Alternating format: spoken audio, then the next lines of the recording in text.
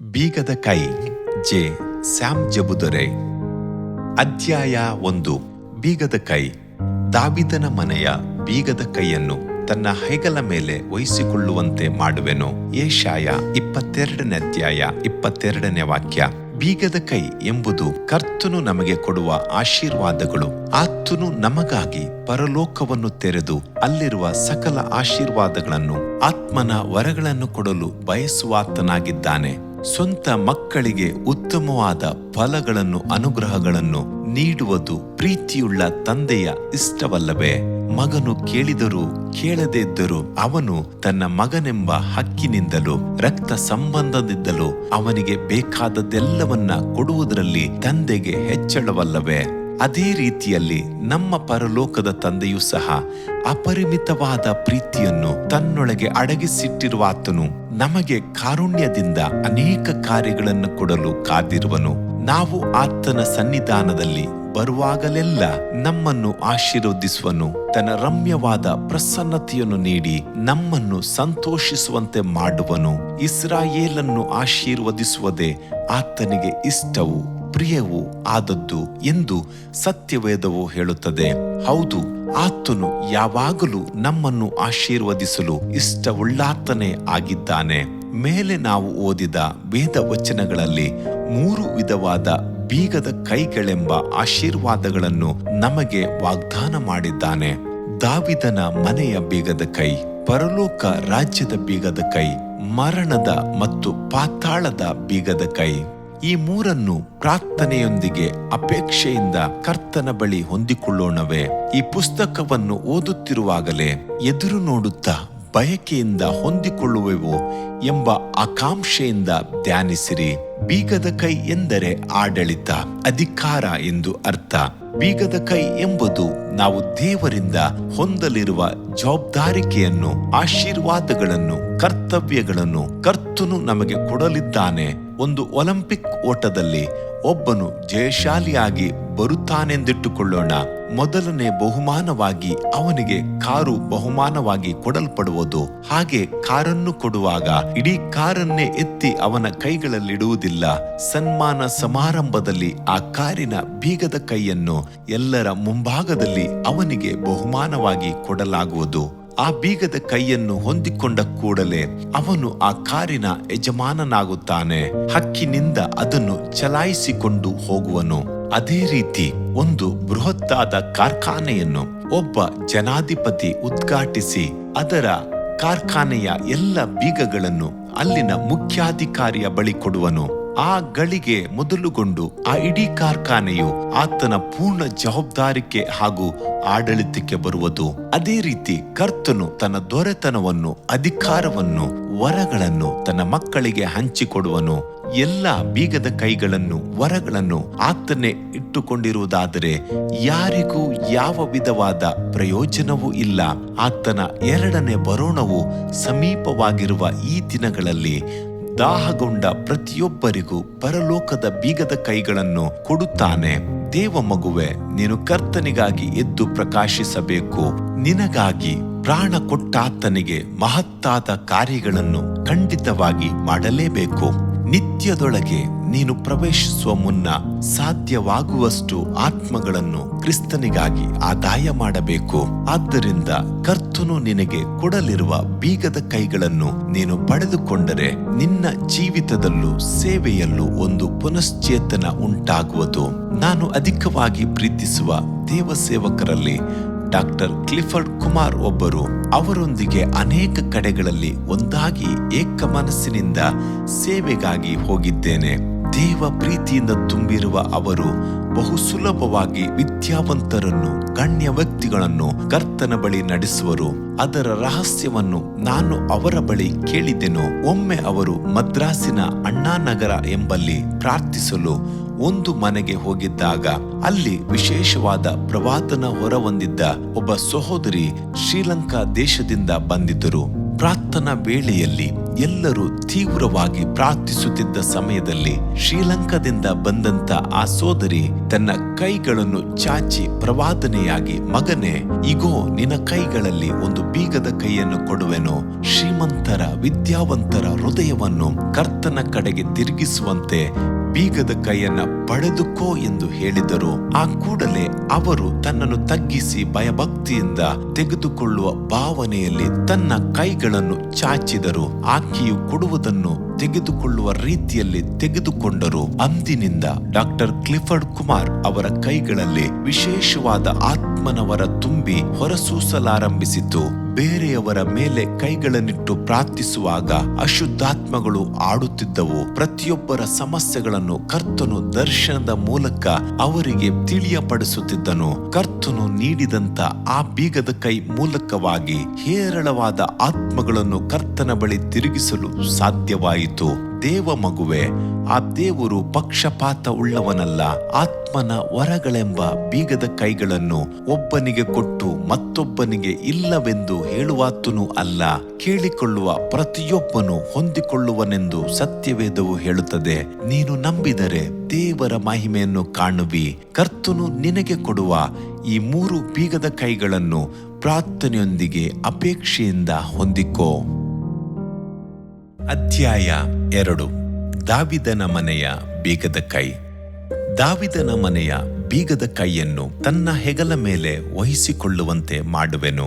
ಅವನು ತೆರೆದರೆ ಯಾರು ಮುಚ್ಚರು, ಮುಚ್ಚಿದರೆ ಯಾರು ತೆರೆಯರು. ಯೆಶಾಯ 22:22. ನಮ್ಮ ಮನೆ ಕಟ್ಟಲ್ಪಡಬೇಕು ಎಂದು ನಾವು ಬಯಸುತ್ತೇವೆ.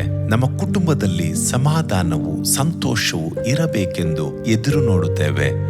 ನಮ್ಮ ಕುಟುಂಬಗಳನ್ನು ಕಟ್ಟಿ ಎಬ್ಬಿಸಲು, ಜಗಳಗಳು ನೀಗಲು, ದೇವ ಸಮಾಧಾನದಿಂದ ತುಂಬಿರಲು ದೇವರು ಬಯಸಿ ಮನೆಯ ಬೀಗದ ಕೈಯನ್ನು ನಮಗೆ ವಾಗ್ದಾನ ಮಾಡುತ್ತಾನೆ. ಆದರೆ ಆ ಬೀಗದ ಕೈಯನ್ನು ಕುರಿತು ಅದು ದಾವಿದನ ಮನೆಯ ಬೀಗದ ಕೈ ಎಂದು ಹೇಳಲಾಗಿದೆಯಲ್ಲ, ಅದು ಯಾಕೆ? ನಮ್ಮ ಮನೆಯ ಬೀಗದ ಕೈಯನ್ನು ನಮಗೆ ಕೊಡಬಹುದಲ್ಲ ಎಂದು ನೀವು ಯೋಚಿಸಬಹುದು. ನಮ್ಮ ದೇವರು ದಾವಿದನ ಕುಮಾರನೆಂದು ಕರೆಯಲ್ಪಟ್ಟನು. ಹೊಸ ಒಡಂಬಡಿಕೆಯ ಮೊದಲನೆಯ ಪುಸ್ತಕದ ಮೊದಲನೇ ವಾಕ್ಯದಲ್ಲಿ ಯೇಸು ಕ್ರಿಸ್ತನು ದಾವಿದನ ವಂಶದವನು ಎಂದು ಹೇಳಲಾಗಿದೆ. ಮತ್ತಾಯ 1:1. ದಾವಿದನ ವಂಶವೆಂಬ ಬುಡದಿಂದ ಹುಟ್ಟಿದ ಚಿಗುರು, ಅವನ ಸಂತತಿಯು ಉದಯ ಸೂಚಕವಾದ ಪ್ರಕಾಶವುಳ್ಳ ನಕ್ಷತ್ರವು ಆಗಿದ್ದೇನೆ. ಪ್ರಕಟಣೆ 22:16. ಸತ್ಯವೇದದಲ್ಲಿ ಅನೇಕ ಭಕ್ತರಿದ್ದರೂ ಸಹ ಕರ್ತನು ದಾವಿದನ ಮನೆತನದೊಂದಿಗೆ ನಿರಂತರವಾದ ಒಡಂಬಡಿಕೆಯನ್ನು ಮಾಡಿದ್ದಾನೆ. ನಿನಗೊಂದು ಶಾಶ್ವತವಾದ ಮನೆಯನ್ನು ಕಟ್ಟುತ್ತೇನೆ ಎಂದು ವಾಗ್ದಾನ ಮಾಡಿದ್ದಾನೆ. ನಿನ್ನ ಮನೆಯು ಅರಸುತನವು ಸದಾಕಾಲ ಸ್ಥಿರವಾಗಿರುವುದು, ನಿನ್ನ ಸಿಂಹಾಸನವು ಶಾಶ್ವತವಾಗಿರುವುದು ಎಂದು ಕರ್ತನು ಆಶೀರ್ವದಿಸಿದ್ದಾನೆ. ದಾವಿದನ ಬೀಗದ ಕೈ ಎಷ್ಟು ಅದ್ಭುತವಾದದ್ದು! ಈ ಎಲ್ಲ ಆಶೀರ್ವಾದಗಳಲ್ಲಿ ನಾವು ಬಹುಪಾಲುದಾರರು, ಹಕ್ಕುದಾರರು ಆಗಿದ್ದೇವೆ. ಮಾತ್ರವಲ್ಲ, ನಮ್ಮ ಕುಟುಂಬವು ದಾವಿದನ ಮನೆತನದಂತೆ ಆಶೀರ್ವದಿಸಲ್ಪಡುವುದು. ದಾವಿದನ ಕುಮಾರನಾದ ಯೇಸು ಕ್ರಿಸ್ತನು ನಮ್ಮ ಕುಟುಂಬದ ಮಕ್ಕಳನ್ನು ಆಶೀರ್ವದಿಸುವನು. ಅವರು ಎಣ್ಣೆ ಮರದ ಸಸಿಗಳಂತೆ ಬೆಳೆಯುವರು, ಫಲ ಕೊಡುವ ದ್ರಾಕ್ಷೆ ಗಿಡದಂತೆ ಹಬ್ಬಿ ಹರಡುವಂತೆ ಮಾಡುವೆನು. ಕರ್ತನು ದಾವಿದನ ಮನೆಯನ್ನು ಆಶೀರ್ವದಿಸಿದಾಗ ದಾವಿದನು ಪರವಶದಿಂದ ಸಂತೋಷಿಸಿ ಸ್ತುತಿಸಲು ಆರಂಭಿಸಿದನು. ಕರ್ತನೇ, ಕರ್ತನೇ, ನಾನೆಷ್ಟರವನು, ನನ್ನ ಮನೆ ಎಷ್ಟರದು, ನೀನು ನನ್ನನ್ನು ಇಲ್ಲಿಯವರೆಗೂ ತಂದಿದ್ದೀಯಲ್ಲ. ಕರ್ತನೇ, ಕರ್ತನೇ, ಇದು ಸಾಲದೆಂದೆಣಿಸಿ ನಿನ್ನ ಸೇವಕನ ಬಹುದೂರದ ಸಂತಾನದ ವಿಷಯದಲ್ಲಿಯೂ ವಾಗ್ದಾನ ಮಾಡಿದ್ದಿ. ನೀನು ನಿನ್ನ ವಾಗ್ದಾನಗಳನ್ನು ನೆರವೇರಿಸುವುದಕ್ಕೋಸ್ಕರ ನಿನ್ನ ಇಷ್ಟಾನುಸಾರವಾಗಿ ಈ ಎಲ್ಲ ಮಹತ್ಕಾರ್ಯಗಳನ್ನು ನಡೆಸಿದ್ದಿ. ನೀನು ನಿನ್ನ ಸೇವಕನ ಮನೆಯನ್ನು ಆಶೀರ್ವದಿಸಿ ಅದನ್ನು ಸದಾಕಾಲವು ನಿನ್ನ ಆಶ್ರಯದಲ್ಲಿಟ್ಟುಕೊಳ್ಳಬೇಕೆಂದು ಮನಸ್ಸು ಮಾಡಿದ್ದಿ. ಕರ್ತನೆ, ನೀನು ಅದನ್ನು ಆಶೀರ್ವದಿಸಿದ್ದಿ, ಅದು ನಿತ್ಯವೂ ಸೌಭಾಗ್ಯದಿಂದಿರುವುದು ಎಂದನು. 1 ಪೂರ್ವಕಾಲ ವೃತ್ತಾಂತ 17:16-27. ದಾವಿದನ ಮನೆಯು ಎಷ್ಟು ಮಹೋನ್ನತವಾಗಿ ಮಹಿಮೆಯಾಗಿ ಆಶೀರ್ವದಿಸಲ್ಪಟ್ಟಿತ್ತೆಂಬುದನ್ನು ಗಮನಿಸಿರುವಿರಿ. ನಿಮ್ಮ ಕುಟುಂಬಗಳು ಸಹ ಅದೇ ರೀತಿ ಆಶೀರ್ವದಿಸಲ್ಪಡುವಂತೆ ದಾವಿದನ ಮನೆಯ ಬೀಗದ ಕೈಯನ್ನು ನಿನಗೆ ಕೊಡುತ್ತೇನೆಂದು ಕರ್ತನು ವಾಗ್ದಾನ ಮಾಡಿದ್ದಾನೆ. ಹಾಲೆಲೂಯಾ. ದಾವಿದನ ಮನೆಯು ಈ ರೀತಿಯಾಗಿ ಆಶೀರ್ವದಿಸಲ್ಪಡಲು ಏನು ಕಾರಣ? ಅವನ ಕುಟುಂಬದೊಂದಿಗೆ ಕರ್ತನು ಯಾಕೆ ಈ ನಿತ್ಯವಾದ ಒಡಂಬಡಿಕೆಯನ್ನು ಮಾಡಿಕೊಂಡನು? ಇದನ್ನು ಧ್ಯಾನಿಸಿ ನೋಡಿರಿ. ಇವಕ್ಕೆಲ್ಲ ಕಾರಣ ದಾವಿದನಿಗೆ ಕರ್ತನ ಆಲಯದ ಮೇಲಿದ್ದ ವಿಶೇಷವಾದ ಅಪೇಕ್ಷೆ. ತನ್ನ ದೀನ ಸ್ಥಿತಿಯನ್ನು ನೆನೆಸಿ ಉನ್ನತಿಗೊಳಿಸಿದ ದೇವರಿಗೆ ಒಂದು ಮಹಿಮೆಯಾದ ಆಲಯವನ್ನು ಕಟ್ಟಬೇಕೆಂಬ ಅಪೇಕ್ಷೆ. ಕರ್ತನು ಮಾಡಿದ ಮಹೋಪಕಾರಗಳನ್ನು ದಾವಿದನು ಎಂದೆಂದೂ ಮರೆತವನಲ್ಲ. ಅವನ ಆಂತರ್ಯವು ದೇವರ ಪ್ರೀತಿಯಿಂದ ತುಂಬಿತ್ತು.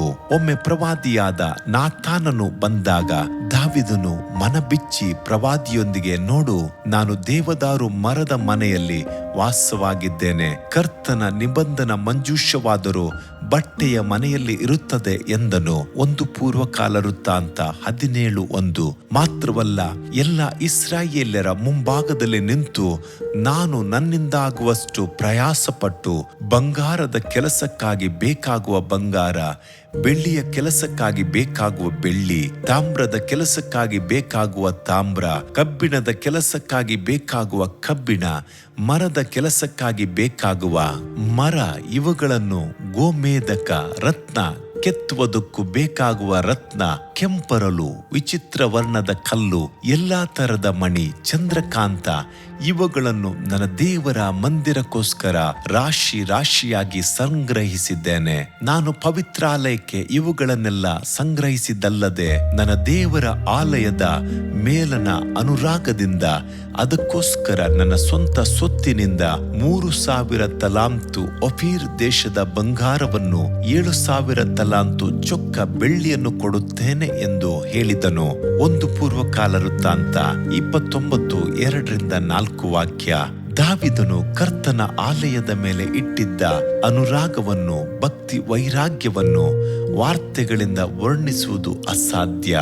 ದೇವ ಮಗುವೆ, ಕರ್ತನ ಆಲಯವನ್ನು ಕಟ್ಟುವೆನು ಎಂದು ದಾವಿದನು ತೀರ್ಮಾನಿಸಿದಾಗ ಕರ್ತನು ಆ ಕೂಡಲೇ ಅವನ ಕೈಯಲ್ಲಿ ಬೀಗದ ಕೈಯನ್ನು ಕೊಟ್ಟು, ನಾನು ನಿನಗೆ ಶಾಶ್ವತವಾದ ಮನೆಯನ್ನು ಕಟ್ಟುವೆನು ಎಂದು ವಾಗ್ದಾನ ಮಾಡಿದನು. ಹೌದು, ಕರ್ತನ ಆಲಯವನ್ನು ನಾವು ಕಟ್ಟುವಾಗ ಕರ್ತನು ನಮ್ಮ ಮನೆಯನ್ನು ಕಟ್ಟುವನು. ಅಷ್ಟೇ ಅಲ್ಲ, ದಾವಿದನ ಮನೆಯ ಬೀಗದ ಕೈಯನ್ನು ಸಹ ನಮಗೆ ಕೊಡುವನು. ಇಂದು ನಾವು ಎಂಥ ಆಲಯವನ್ನು ಕಟ್ಟಬೇಕಾಗಿದೆ? ಈಗಾಗಲೇ ಹೇರಳವಾದ ಸಭಾ ವಿಭಾಗಗಳು, ಹೇರಳವಾದ ಸಭಾ ಆಲಯಗಳು ನಮ್ಮಲ್ಲಿವೆ. ಅಷ್ಟು ಮಾತ್ರವಲ್ಲ, ಕರ್ತನು ಕೈಗಳಿಂದ ಕಟ್ಟಲ್ಪಟ್ಟ ಆಲಯದಲ್ಲಿ ವಾಸ ಮಾಡುವಾತನಲ್ಲ ಎಂದು ಹೊಸ ಒಡಂಬಡಿಕೆಯಲ್ಲಿ ಹೇಳಿದೆಯಲ್ಲ ಎಂದು ನೀವು ಹೇಳಬಹುದು. ಹೌದು, ನೀವು ಕಟ್ಟಬೇಕಾದ ಒಂದು ಆಲಯವುಂಟು. ನೀವು ಆರಾಧಿಸಬೇಕಾದ ಒಂದು ಸ್ಥಳವುಂಟು. ದೇವ ಪ್ರಭಾವವನ್ನು ಗ್ರಹಿಸಬೇಕಾದ ಒಂದು ಸ್ಥಳವುಂಟು. ಸತ್ಯವೇದವು ಹೇಳುತ್ತದೆ, ನೀವು ದೇವರ ಆಲಯವಾಗಿದ್ದೀರೆಂದು. ದೇವರ ಆತ್ಮನು ನಿಮ್ಮಲ್ಲಿ ವಾಸ ಮಾಡುತ್ತಾನೆಂದು ನಿಮಗೆ ಗೊತ್ತಿಲ್ಲವೋ? 1 ಕೊರಿಂಥ 3:16. ಹೌದು, ನಾವು ದೇವರ ಆಲಯವಾಗಿದ್ದೇವೆ. ನಾವು ಕಟ್ಟಬೇಕಾದದ್ದು ನಮ್ಮ ಪವಿತ್ರ ಜೀವಿತವನ್ನು. ದೇವಾಲಯವಾಗಿರುವ ನಮ್ಮಲ್ಲಿ ದೇವರು ವಾಸಿಸಲು ಇಷ್ಟಪಡುತ್ತಾನೆ. ನಮ್ಮ ಆತ್ಮವೆಂಬ ಆಲಯವೇ ಆತನು ವಾಸಿಸುವ ವಾಸಸ್ಥಳ. ಸತ್ಯವೇದವು, ಇಗೋ, ದೇವರ ನಿವಾಸವು ಮನುಷ್ಯರಲ್ಲಿ ಅದೇ. ಆತನು ಅವರೊಡನೆ ವಾಸ ಮಾಡುವನು. ಅವರು ಆತನಿಗೆ ಪ್ರಜೆಗಳಾಗಿರುವರು. ದೇವರು ತಾನೇ ಅವರ ಸಂಗಡ ಇರುವನು. ಪ್ರಕಟಣೆ 21:3. ದೇವ ಮಗುವೆ, ನಿನ್ನ ಜೀವಿತವನ್ನು ಪವಿತ್ರಗೊಳಿಸಿ ಆತನಿಗೆ ಒಪ್ಪಿತವಾಗುವಂತೆ ಅರ್ಪಿಸು. ವಾಕ್ಯದ ಮೂಲಕವೂ ಕ್ರಿಸ್ತನ ರಕ್ತದಿಂದಲೂ ನಿನ್ನ ಹೃದಯವನ್ನು ಪವಿತ್ರಗೊಳಿಸು. ಮಹಿಮೆಯ ಅರಸನು ನಿನ್ನೊಳಗೆ ವಾಸಿಸಲು ಇಷ್ಟಪಡುವನು. ಆಲಯವೆಂಬುದೊಂದಿದ್ದರೆ ಅಲ್ಲಿ ಆರಾಧನೆ ಇರಲೇಬೇಕು. ಕರ್ತನು ಅಪೇಕ್ಷಿಸುವ ಆರಾಧನೆ ಯಾವುದು? ನೀವು ನಿಮ್ಮ ದೇಹಗಳನ್ನು ದೇವರಿಗೆ ಮೀಸಲಾಗಿಯೂ ಮೆಚ್ಚಿಕೆಯಾಗಿಯೂ ಇರುವ ಸಜೀವ ಯಜ್ಞವಾಗಿ ಅರ್ಪಿಸಿರಿ. ಇದೇ ನಿಮ್ಮ ವಿವೇಕಪೂರ್ವಕವಾದ ಆರಾಧನೆ. ರೋಮ 12:1 ವಾಕ್ಯ. ದೇವ ಮಗುವೆ, ನಿನ್ನ ಶರೀರವನ್ನು, ಆತ್ಮವನ್ನು, ಪ್ರಾಣವನ್ನು ಕರ್ತನು ವಾಸಿಸುವ ಆಲಯವಾಗಿ ಪವಿತ್ರವಾಗಿ ಕಾಪಾಡಿಕೊಳ್ಳುವುದೇ ದಾವಿದನ ಮನೆಯ ಬೀಗದ ಕೈಗಳನ್ನ ಪಡೆದುಕೊಳ್ಳುವುದಾಗಿದೆ. ಒಮ್ಮೆ ಒಂದು ಆಲಯದಲ್ಲಿ ನಾನು ಪ್ರಸಂಗ ಮಾಡಲು ಹೋಗಿದ್ದಾಗ ಭಯಂಕರ ಭಯಂಕರವಾದ ಅಶುದ್ಧಾತ್ಮ ಹಿಡಿದಿದ್ದ ಒಬ್ಬ ಸಹೋದರಿ ಅಲ್ಲಿ ಬಂದಿದ್ದಳು. ಅವಳ ಗಂಡ ಒಬ್ಬ ಪೂಜಾರಿ. ಆ ಅಶುದ್ಧಾತ್ಮವು ನಮ್ಮೊಂದಿಗೆ ಮಾತನಾಡಿ, ಅವಳ ಗಂಡ ಒಬ್ಬ ಪೂಜಾರಿ ಆದದರಿಂದ ಅವನು ನನ್ನವನು, ಅವಳು ಅವನ ಹೆಂಡತಿ, ಆದ್ದರಿಂದ ಅವಳು ನನ್ನವಳು. ಅವನು ನನ್ನವನಾಗಿರುವುದರಿಂದ ಅವನ ಹೆಂಡತಿಯನ್ನು ಸಹ ನಾನು ಹಿಡಿದುಕೊಂಡಿದ್ದೇನೆ. ಅವಳ ಮೇಲೆ ನನಗೆ ಪೂರ್ಣ ಸ್ವಾತಂತ್ರ್ಯ ಉಂಟು ಎಂದು ವಾದ ಮಾಡಿತು. ಆಗ ನನಗೆ ರೋಮಾಯ 12ನೇ ಅಧ್ಯಾಯ 1ನೇ ವಾಕ್ಯ ನೆನಪಿಗೆ ಬಂದಿತು. ನಿಮ್ಮ ದೇಹಗಳನ್ನು ದೇವರಿಗೆ ಒಪ್ಪಿಸಿಕೊಡಿರಿ ಎಂಬುದೇ ಆ ವಾಕ್ಯದ ತಾತ್ಪರ್ಯ. ಆದ್ದರಿಂದ ಅವಳ ಆತ್ಮ ಶರೀರ ಪ್ರಾಣದಲ್ಲಿ ಕರ್ತನು ಬಂದು ವಾಸಿಸುವಂತೆ ಕರ್ತನಿಗೆ ಒಪ್ಪಿಸಿಕೊಟ್ಟೆನು. ಕರ್ತನೇ, ಈ ಪಿಶಾಚಿ ಇವಳು ತನಗೆ ಸ್ವಂತವೆಂದು ವಾದಿಸುತ್ತಿದೆ, ಆದರೆ ಇವಳನ್ನು ತಾಯಿಯ ಗರ್ಭದಲ್ಲಿ ರೂಪಿಸಿ ಸೃಷ್ಟಿಸಿದ ನಿನಗೆ ಇವಳು ಸ್ವಂತವಾಗಿದ್ದಾಳೆ. ಮಾತ್ರವಲ್ಲ, ಇವಳಿಗಾಗಿಯೂ ನೀನು ಶಿಲುಬೆಯಲ್ಲಿ ರಕ್ತವನ್ನ ಚೆಲ್ಲಿದ್ದಿ. ಆದ್ದರಿಂದ ನೀನು ಸೃಷ್ಟಿಸಿದ್ದರಿಂದಲೂ ಅವಳಿಗಾಗಿ ರಕ್ತ ಕ್ರಯವನ್ನು ಸಲ್ಲಿಸಿದ್ದರಿಂದಲೂ ಅವಳ ಮೇಲೆ ಈ ಅಶುದ್ಧಾತ್ಮನಿಗೆ ಯಾವ ಹಕ್ಕು ಇಲ್ಲ ಎಂದು ಹೇಳಿ ತೀವ್ರವಾಗಿ ಬಲವಾಗಿ ಪ್ರಾರ್ಥಿಸಿದೆನು. ಕರ್ತನ ಹಸ್ತಕ್ಕೆ ಅವಳನ್ನು ಒಪ್ಪಿಸಿಕೊಟ್ಟೆನು. ಆಗ ಆ ಅಶುದ್ಧಾತ್ಮ ಬಿಟ್ಟು ಓಡಿ ಹೋಯಿತು. ದೇವ ಮಗುವೆ, ನೀನು ಕರ್ತನ ಸೊತ್ತು. ಆತನು ನಿನ್ನನ್ನು ತನಗೆ ಸ್ವಂತ ಮಾಡಿಕೊಂಡಿದ್ದಾನೆ. ಆದ್ದರಿಂದ ನಿನ್ನನ್ನು ಆತನಿಗೆ ಪವಿತ್ರ ಆಲಯವಾಗಿ ಒಪ್ಪಿಸಿಕೊಡುವೆಯಾ? ಅನೇಕರು ತಮ್ಮ ಶರೀರವು ಕರ್ತನ ಆಲಯವೆಂಬ ತಿಳುವಳಿಕೆ ಇಲ್ಲದವರಾಗಿ ಅದನ್ನು ಮಲಿನಗೊಳಿಸಿ ಕೆಳಮಟ್ಟದ ಇಚ್ಛೆ, ಆಸೆಗಳಿಗೆ, ಕಾಮುಕತನಕ್ಕೆ ಮಾರಿಕೊಳ್ಳುವರು. ಇದರಿಂದಾಗಿ ಅವರ ಕುಟುಂಬಗಳು ಮತ್ತು ಮಕ್ಕಳು ಸಹ ಕರ್ತನ ಕೋಪಕ್ಕೂ ಶಾಪಕ್ಕೂ ಗುರಿಯಾಗುವರು. ಯಾವನಾದರೂ ದೇವರ ಆಲಯವನ್ನು ಕೆಡಿಸಿದರೆ ದೇವರು ಅವನನ್ನು ಕೆಡಿಸುವನು. ಯಾಕಂದರೆ ದೇವರ ಆಲಯವು ಪವಿತ್ರವಾದದ್ದು, ಆ ಆಲಯವು ನೀವೇ. 1 ಕೊರಿಂಥ 3:17. ಜಾರತ್ವಕ್ಕೆ ದೂರವಾಗಿ ಓಡಿ ಹೋಗಿರಿ. ಮನುಷ್ಯರು ಮಾಡುವ ಇತರ ಪಾಪ ಕೃತ್ಯಗಳು ದೇಹಕ್ಕೆ ಹೊರಗಾಗಿವೆ, ಆದರೆ ಜಾರತ್ವ ಮಾಡುವವನು ತನ್ನ ದೇಹಕ್ಕೆ ಹಾನಿಕರವಾದ ಪಾಪವನ್ನು ಮಾಡುತ್ತಾನೆ. ದೇವರಿಂದ ದೊರಕಿ ನಿಮ್ಮೊಳಗೆ ನೆಲೆಗೊಂಡಿರುವ ಪವಿತ್ರಾತ್ಮನಿಗೆ ನಿಮ್ಮ ದೇಹವು ಗರ್ಭಗುಡಿಯಾಗಿದೆ ಎಂಬುದು ನಿಮಗೆ ತಿಳಿಯದೋ? ನೀವು ನಿಮ್ಮ ಸ್ವಂತ ಸೊತ್ತಲ್ಲ, ನೀವು ಕ್ರಯಕ್ಕೆ ಕೊಳ್ಳಲ್ಪಟ್ಟವರು. ಆದ ಕಾರಣ ನಿಮ್ಮ ದೇಹದಲ್ಲಿ ದೇವರ ಪ್ರಭಾವವನ್ನು ಪ್ರಕಾಶಪಡಿಸಿರಿ. 1 ಕೊರಿಂಥ 6:18-19 ವಾಕ್ಯ. ದೇವ ಮಗುವೆ, ನಿನ್ನ ಶರೀರವನ್ನು ಅಲಂಕರಿಸಿಕೊಳ್ಳುವಾಗಲೂ ಉಡುಪುಗಳನ್ನು ತೊಟ್ಟುಕೊಳ್ಳುವಾಗಲೂ ಇಚ್ಛೆಗಳಿಗೆ ಆಸ್ಪದ ಕೊಡದಿರು. ಬೇರೆಯವರನ್ನು ವಶೀಕರಿಸುವಂತ ಆಕರ್ಷಕ ಉಡುಪನ್ನು ತೊಡುವುದಕ್ಕೂ ದೇವರ ಆಲಯವನ್ನು ಉಪಯೋಗಿಸದಿರು. ಒಡವೆ, ವಸ್ತ್ರ, ಅಲಂಕಾರಗಳಿಗೆ ಪ್ರಾಧಾನ್ಯತೆ ಕೊಡದಿರಿ. ಅನೇಕರಿಗೆ ತಮ್ಮ ರೂಪವನ್ನು, ಅಂದಚಂದಗಳನ್ನು ತಾವೇ ಮೆಚ್ಚಿಕೊಳ್ಳುವುದು ಹವ್ಯಾಸ. ದೇವರ ಆಲಯವನ್ನು ಕಟ್ಟಿ ಎಬ್ಬಿಸಿರಿ. ಕರ್ತನು ನಿಮ್ಮ ಮಕ್ಕಳನ್ನು ತಲತಲಾಂತರಕ್ಕೆ ಕಟ್ಟಿ ಎಬ್ಬಿಸುವನು. ದಾವಿದನ ಮನೆಯ ಬೀಗದ ಕೈಯನ್ನು ಸಂತೋಷದಿಂದ ನಿನ್ನ ಹಸ್ತದಲ್ಲಿಡುವನು. ಆತನಲ್ಲಿ ನೀವು ಸಹ ಪವಿತ್ರಾತ್ಮನ ಮೂಲಕವಾಗಿ ದೇವರ ನಿವಾಸ ಸ್ಥಾನವಾಗುವುದಕ್ಕಾಗಿ ನಮ್ಮ ಸಂಗಡ ಕಟ್ಟಲ್ಪಡುತ್ತಾ ಇದ್ದೀರಿ. ಎಫೆಸ 2:21. ಈಗ ನೀವೇ ತೀರ್ಮಾನಿಸಿರಿ. ಇನ್ನು ಕಾಲವನ್ನು ವ್ಯರ್ಥವಾಗಿ ಕಳೆಯದಿರಿ. ನಿಮ್ಮ ಕುಟುಂಬವು ನಿಮ್ಮ ಮೂಲಕ ಆಶೀರ್ವದಿಸಲ್ಪಡುವಂತೆ ನಿಮ್ಮನ್ನು ಕರ್ತನಿಗೆ ಒಪ್ಪಿಸಿಕೊಡಿರಿ. ಇಗೋ, ಕರ್ತನು ದಾವಿದನ ಬೀಗದ ಕೈಯನ್ನು ನಿಮ್ಮ ಹೆಗಲಿನ ಮೇಲಿಡುವನು. ಕರ್ತನು ನಿಮ್ಮ ಕೈಯಲ್ಲಿ ಕೊಟ್ಟಿರುವ ದಾವಿದನ ಬೀಗದ ಕೈಯನ್ನು ಉಪಯೋಗಿಸಿ ದಾವಿದನ ಮನೆಯನ್ನು ತೆರೆಯಿರಿ. ದಾವಿದನ ಕುಮಾರನಾದ ಯೇಸು ಸ್ವಾಮಿಯನ್ನು ಅಲ್ಲಿ ಕಂಡು ಉಲ್ಲಾಸ ಪಡಿರಿ. ಹಂಬಲದಿಂದ ಎಲ್ಲವನ್ನು ಸ್ವಾಸ್ಥ್ಯ ಮಾಡಿಕೊಳ್ಳಿರಿ. ಆಮೇನ್. ಹಲ್ಲೆಲೂಯಾ. ಅಧ್ಯಾಯ 3. ಪರಲೋಕ ರಾಜ್ಯದ ಬೀಗದ ಕೈ. ಪರಲೋಕ ರಾಜ್ಯದ ಬೀಗದ ಕೈಗಳನ್ನು ನಿನಗೆ ಕೊಡುವೆನು. ಭೂಲೋಕದಲ್ಲಿ ನೀನು ಯಾವುದನ್ನು ಕಟ್ಟುತ್ತೀಯೋ ಅದು ಪರಲೋಕದಲ್ಲಿಯೂ ಕಟ್ಟಿರುವುದು, ಮತ್ತು ಭೂಲೋಕದಲ್ಲಿ ನೀನು ಯಾವುದನ್ನು ಬಿಚ್ಚುತ್ತೀಯೋ ಅದು ಪರಲೋಕದಲ್ಲಿಯೂ ಬಿಚ್ಚಿರುವುದು ಅಂದನು. ಮತ್ತಾಯ 16:19. ಪರಲೋಕದ ಬೀಗದ ಕೈ ಎಂದಾಕ್ಷಣ ನಮ್ಮ ಮುಖ ಅರಳುತ್ತದೆಯಲ್ಲವೇ? ಹೌದು, ಅನುದಿನವೂ ನಾವು ಪರಲೋಕವನ್ನು ಬಯಸುತ್ತಲೇ ದಿನಗಳನ್ನು ಕಳೆಯುತ್ತೇವೆ. ಪರಲೋಕದ ಬೀಗದ ಕೈಗಳನ್ನು ಪಡೆದುಕೊಂಡು ಅದರ ಮೂಲಕ ಪರಲೋಕದ ಬಾಗಿಲನ್ನು ತೆರೆದು ಆ ಲೋಕದ ಅಂದ ಚಂದವನ್ನು ಕಂಡು ಆ ಬೆಳಕಿನ ರಾಜ್ಯದ ಮಹಿಮೆಯನ್ನು ಕಂಡು ಆನಂದಿಸುವುದು ಎಂಥ ಭಾಗ್ಯವಲ್ಲವೇ? ಹೌದು, ನಾವು ನೆನೆಸಿರುವುದಕ್ಕಿಂತಲೂ ಸತ್ಯವೇದದಲ್ಲಿ ಭಕ್ತರು ಬರೆದಿರುವುದಕ್ಕಿಂತಲೂ ಮಹಾಸುಂದರವಾದ ದೇಶವೇ ಆ ಪರಲೋಕ ರಾಜ್ಯ.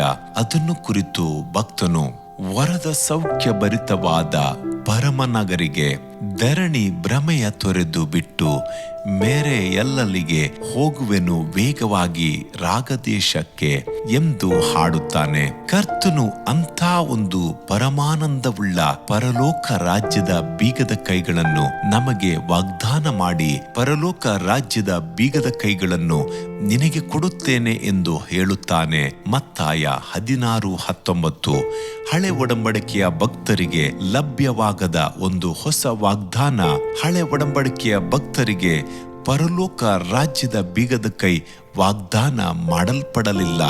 ಯೇಸು ಕ್ರಿಸ್ತನು ಇದನ್ನು ಕುರಿತು, ಪರಲೋಕದಿಂದ ಇಳಿದು ಬಂದವನೇ ಅಂದರೆ ಮನುಷ್ಯ ಕುಮಾರನೇ ಹೊರತು ಮತ್ಯಾರು ಪರಲೋಕಕ್ಕೆ ಏರಿ ಹೋದವರಲ್ಲ, ಯೋಹಾನ 3:13 ಎಂದು ಹೇಳಿದ್ದಾನೆ. ಪರಲೋಕಕ್ಕೆ ಏರಿ ಹೋದವನು ಯಾರೂ ಇಲ್ಲ.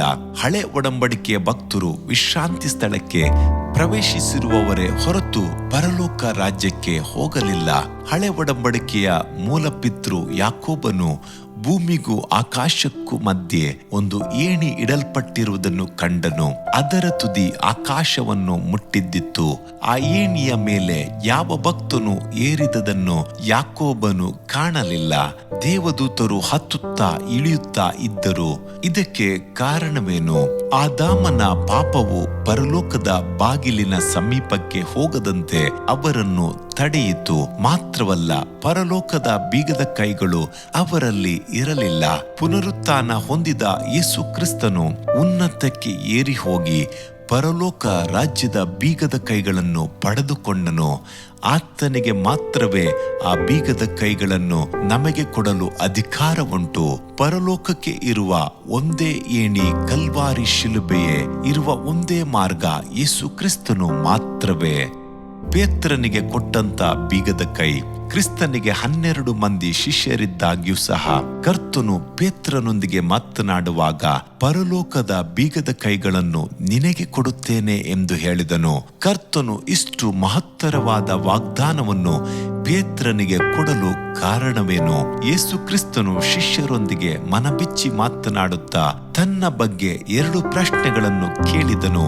ಮೊದಲನೇದಾಗಿ, ಜನರು ಮನುಷ್ಯ ಕುಮಾರನೆಂಬ ನನ್ನನ್ನು ಯಾರು ಅನ್ನುತ್ತಾರೆ ಅಂದನು. ಮತ್ತಾಯ 16:13. ಎರಡನೇದಾಗಿ, ನೀವು ನನ್ನನ್ನು ಯಾರು ಅನ್ನುತ್ತೀರಿ ಎಂದು ಕೇಳಿದನು. ಮತ್ತಾಯ 16:15. ಅದಕ್ಕೆ ಅವರು, ಕೆಲವರು ಎಲಿಯನು ಅನ್ನುತ್ತಾರೆ, ಬೇರೆ ಕೆಲವರು ಯೆರೆಮೀಯನು, ಇಲ್ಲವೇ ಪ್ರವಾದಿಗಳಲ್ಲಿ ಒಬ್ಬನು ಅನ್ನುತ್ತಾರೆ ಎಂದು ಹೇಳಿದರು. ಆಗ ಸಿಮೋನ್ ಪೇತ್ರನು, ನೀನು ಕ್ರಿಸ್ತನು, ಜೀವ ಸ್ವರೂಪನಾದ ದೇವರ ಕುಮಾರನು ಎಂದು ಉತ್ತರ ಕೊಟ್ಟನು. ಮತ್ತಾಯ 16:16. ಜೀವ ಸ್ವರೂಪನಾದ ದೇವರ ಕುಮಾರನಾದ ಕ್ರಿಸ್ತನು ಎಂಬ ವಾರ್ತೆಗಳು ಕ್ರಿಸ್ತನನ್ನ ಉಲ್ಲಾಸಗೊಳಿಸಿತು.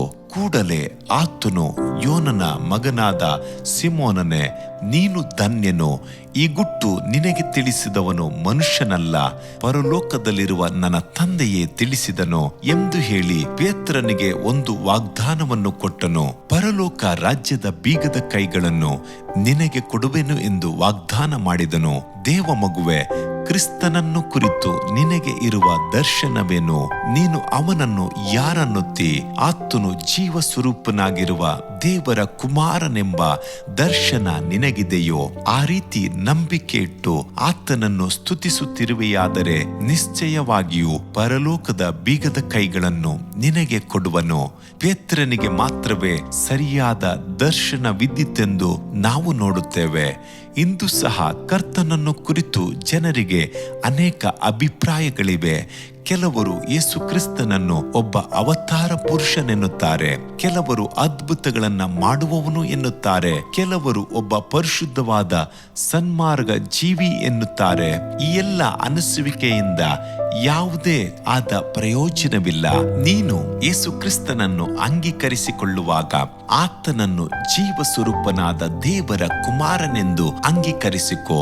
ಆಗ ಕರ್ತನು ನಿನಗೆ ಪರಲೋಕದ ಬೀಗದ ಕೈಗಳನ್ನು ಕೊಡುವನು. ಪೇತ್ರನ ಜೀವಿತದಲ್ಲಿ ಈ ವಾಗ್ದಾನ ಯಾವ ರೀತಿ ನೆರವೇರಿತೆಂದು ನೋಡುವುದಾದರೆ, ಕ್ರಿಸ್ತನು ಪರಲೋಕಕ್ಕೇರಿದ ನಂತರ ಅಪೊಸ್ತಲನಾದ ಪೇತ್ರನು ಪರಲೋಕ ರಾಜ್ಯದ ಬೀಗದ ಕೈಗಳನ್ನು ತನ್ನ ಕೈಗಳಲ್ಲೆತ್ತಿಕೊಂಡು ಪ್ರತಿಯೊಂದು ಸಾರಿಯೂ ಅವನು ಪ್ರಸಂಗಿಸಿದಾಗ 3,000, 5,000 ಅನೇಕ ಮಂದಿ ರಕ್ಷಣೆ ಹೊಂದಿದರು. ಅಪೊಸ್ತಲರ ಕೃತ್ಯ 2:41. ಎರಡನೇ ಸಾರಿ ಪ್ರಸಂಗಿಸಿದಾಗ ವಾಕ್ಯವನ್ನು ಕೇಳಿದವರಲ್ಲಿ ಅನೇಕರು ನಂಬಿದರು. ಗಂಡಸರ ಸಂಖ್ಯೆ ಸುಮಾರು 5,000 ತನಕ ಬೆಳೆಯಿತು. ಅಪೊಸ್ತಲರ ಕೃತ್ಯ 4ನೇ ಅಧ್ಯಾಯ 4ನೇ ವಾಕ್ಯ. ಪರಲೋಕ ರಾಜ್ಯದ ಬೀಗದ ಕೈಗಳನ್ನು ಪಡೆದುಕೊಂಡ ಅವನು ಅನೇಕರನ್ನು ಪರಲೋಕ ರಾಜ್ಯಕ್ಕೆ ನಡೆಸಿದನು. ದೇವ ಮಗುವೆ, ನಿನ್ನ ಸೇವೆಯಲ್ಲಿ ಫಲ ಕಾಣಲಿಲ್ಲವಲ್ಲ ಎಂದು ಎಣಿಸುತ್ತಿರುವೆಯಾ? ಕರ್ತನ ಬಳಿ ತೀವ್ರವಾಗಿ ಪ್ರಾರ್ಥಿಸು. ನೀನು ಜೀವಸ್ವರೂಪನಾದ ಕ್ರಿಸ್ತನು ಎಂದು ಪದೇ ಪದೇ ಹೇಳಿ ಆತನನ್ನು ಮಹಿಮೆ ಪಡಿಸು. ಆಗ ಆತನು ಪರಲೋಕ ರಾಜ್ಯದ ಬೀಗದ ಕೈಗಳನ್ನು ನಿನಗೆ ಕೊಡುವನು. ಈ ಪದವನ್ನು ಆಳವಾಗಿ ಧ್ಯಾನಿಸಿ ನೋಡಿರಿ. ಬೀಗದ ಕೈ ಎಂದು ಹೇಳದೆ ಬೀಗದ ಕೈಗಳನ್ನು ಎಂದು ಹೇಳಲಾಗಿದೆ. ಅಂದರೆ ಬಹುವಚನದಲ್ಲಿ ಹೇಳಲಾಗಿದೆ. ಪರಲೋಕ ರಾಜ್ಯದಲ್ಲಿ ಪ್ರವೇಶಿಸಲು ಒಂದಕ್ಕಿಂತ ಹೆಚ್ಚು ಬೀಗದ ಕೈಗಳನ್ನು ಉಪಯೋಗಿಸಬೇಕಾಗಿದೆ. ಆಗ ಮಾತ್ರವೇ ಪರಲೋಕದ ಬಾಗಿಲು ನಮಗೆ ದಾರಿ ಬಿಡುತ್ತವೆ. ಇವುಗಳಲ್ಲಿ ವಿಶೇಷವಾಗಿ 4 ಬೀಗದ ಕೈಗಳನ್ನು ಕುರಿತು ಸತ್ಯವೇದವು ನಮಗೆ ಬೋಧಿಸುತ್ತದೆ. ಮೊದಲನೆಯದು, ನೀವು ತಿರುಗಿಕೊಂಡು ಚಿಕ್ಕ ಮಕ್ಕಳಂತೆ ಆಗದೆ ಹೋದರೆ ನೀವು ಪರಲೋಕ ರಾಜ್ಯದಲ್ಲಿ ಸೇರುವುದೇ ಇಲ್ಲ. ಮತ್ತಾಯ 18:3. ಎರಡನೆಯದು, ಒಬ್ಬನು ನೀರಿನಿಂದಲೂ ಆತ್ಮನಿಂದಲೂ ಹುಟ್ಟದಿದ್ದರೆ ದೇವರ ರಾಜ್ಯಕ್ಕೆ ಸೇರಲಾರನು. ಯೋಹಾನ 3:5. ಮೂರನೆಯದು, ಪರಲೋಕದಲ್ಲಿರುವ ನನ್ನ ತಂದೆಯ ಚಿತ್ತದಂತೆ ನಡೆಯುವವನೇ ಪರಲೋಕ ರಾಜ್ಯಕ್ಕೆ ಸೇರುವನು. ಮತ್ತಾಯ 7:21. ನಾಲ್ಕನೆಯದು, ನಿಮ್ಮ ನೀತಿಯು ಶಾಸ್ತ್ರಿಗಳ ಮತ್ತು ಫರಿಸಾಯರ ನೀತಿಗಿಂತಲೂ ಹೆಚ್ಚಿನದಾಗದಿದ್ದರೆ ನೀವು ಪರಲೋಕದಲ್ಲಿ ಸೇರಲಾರಿರಿ.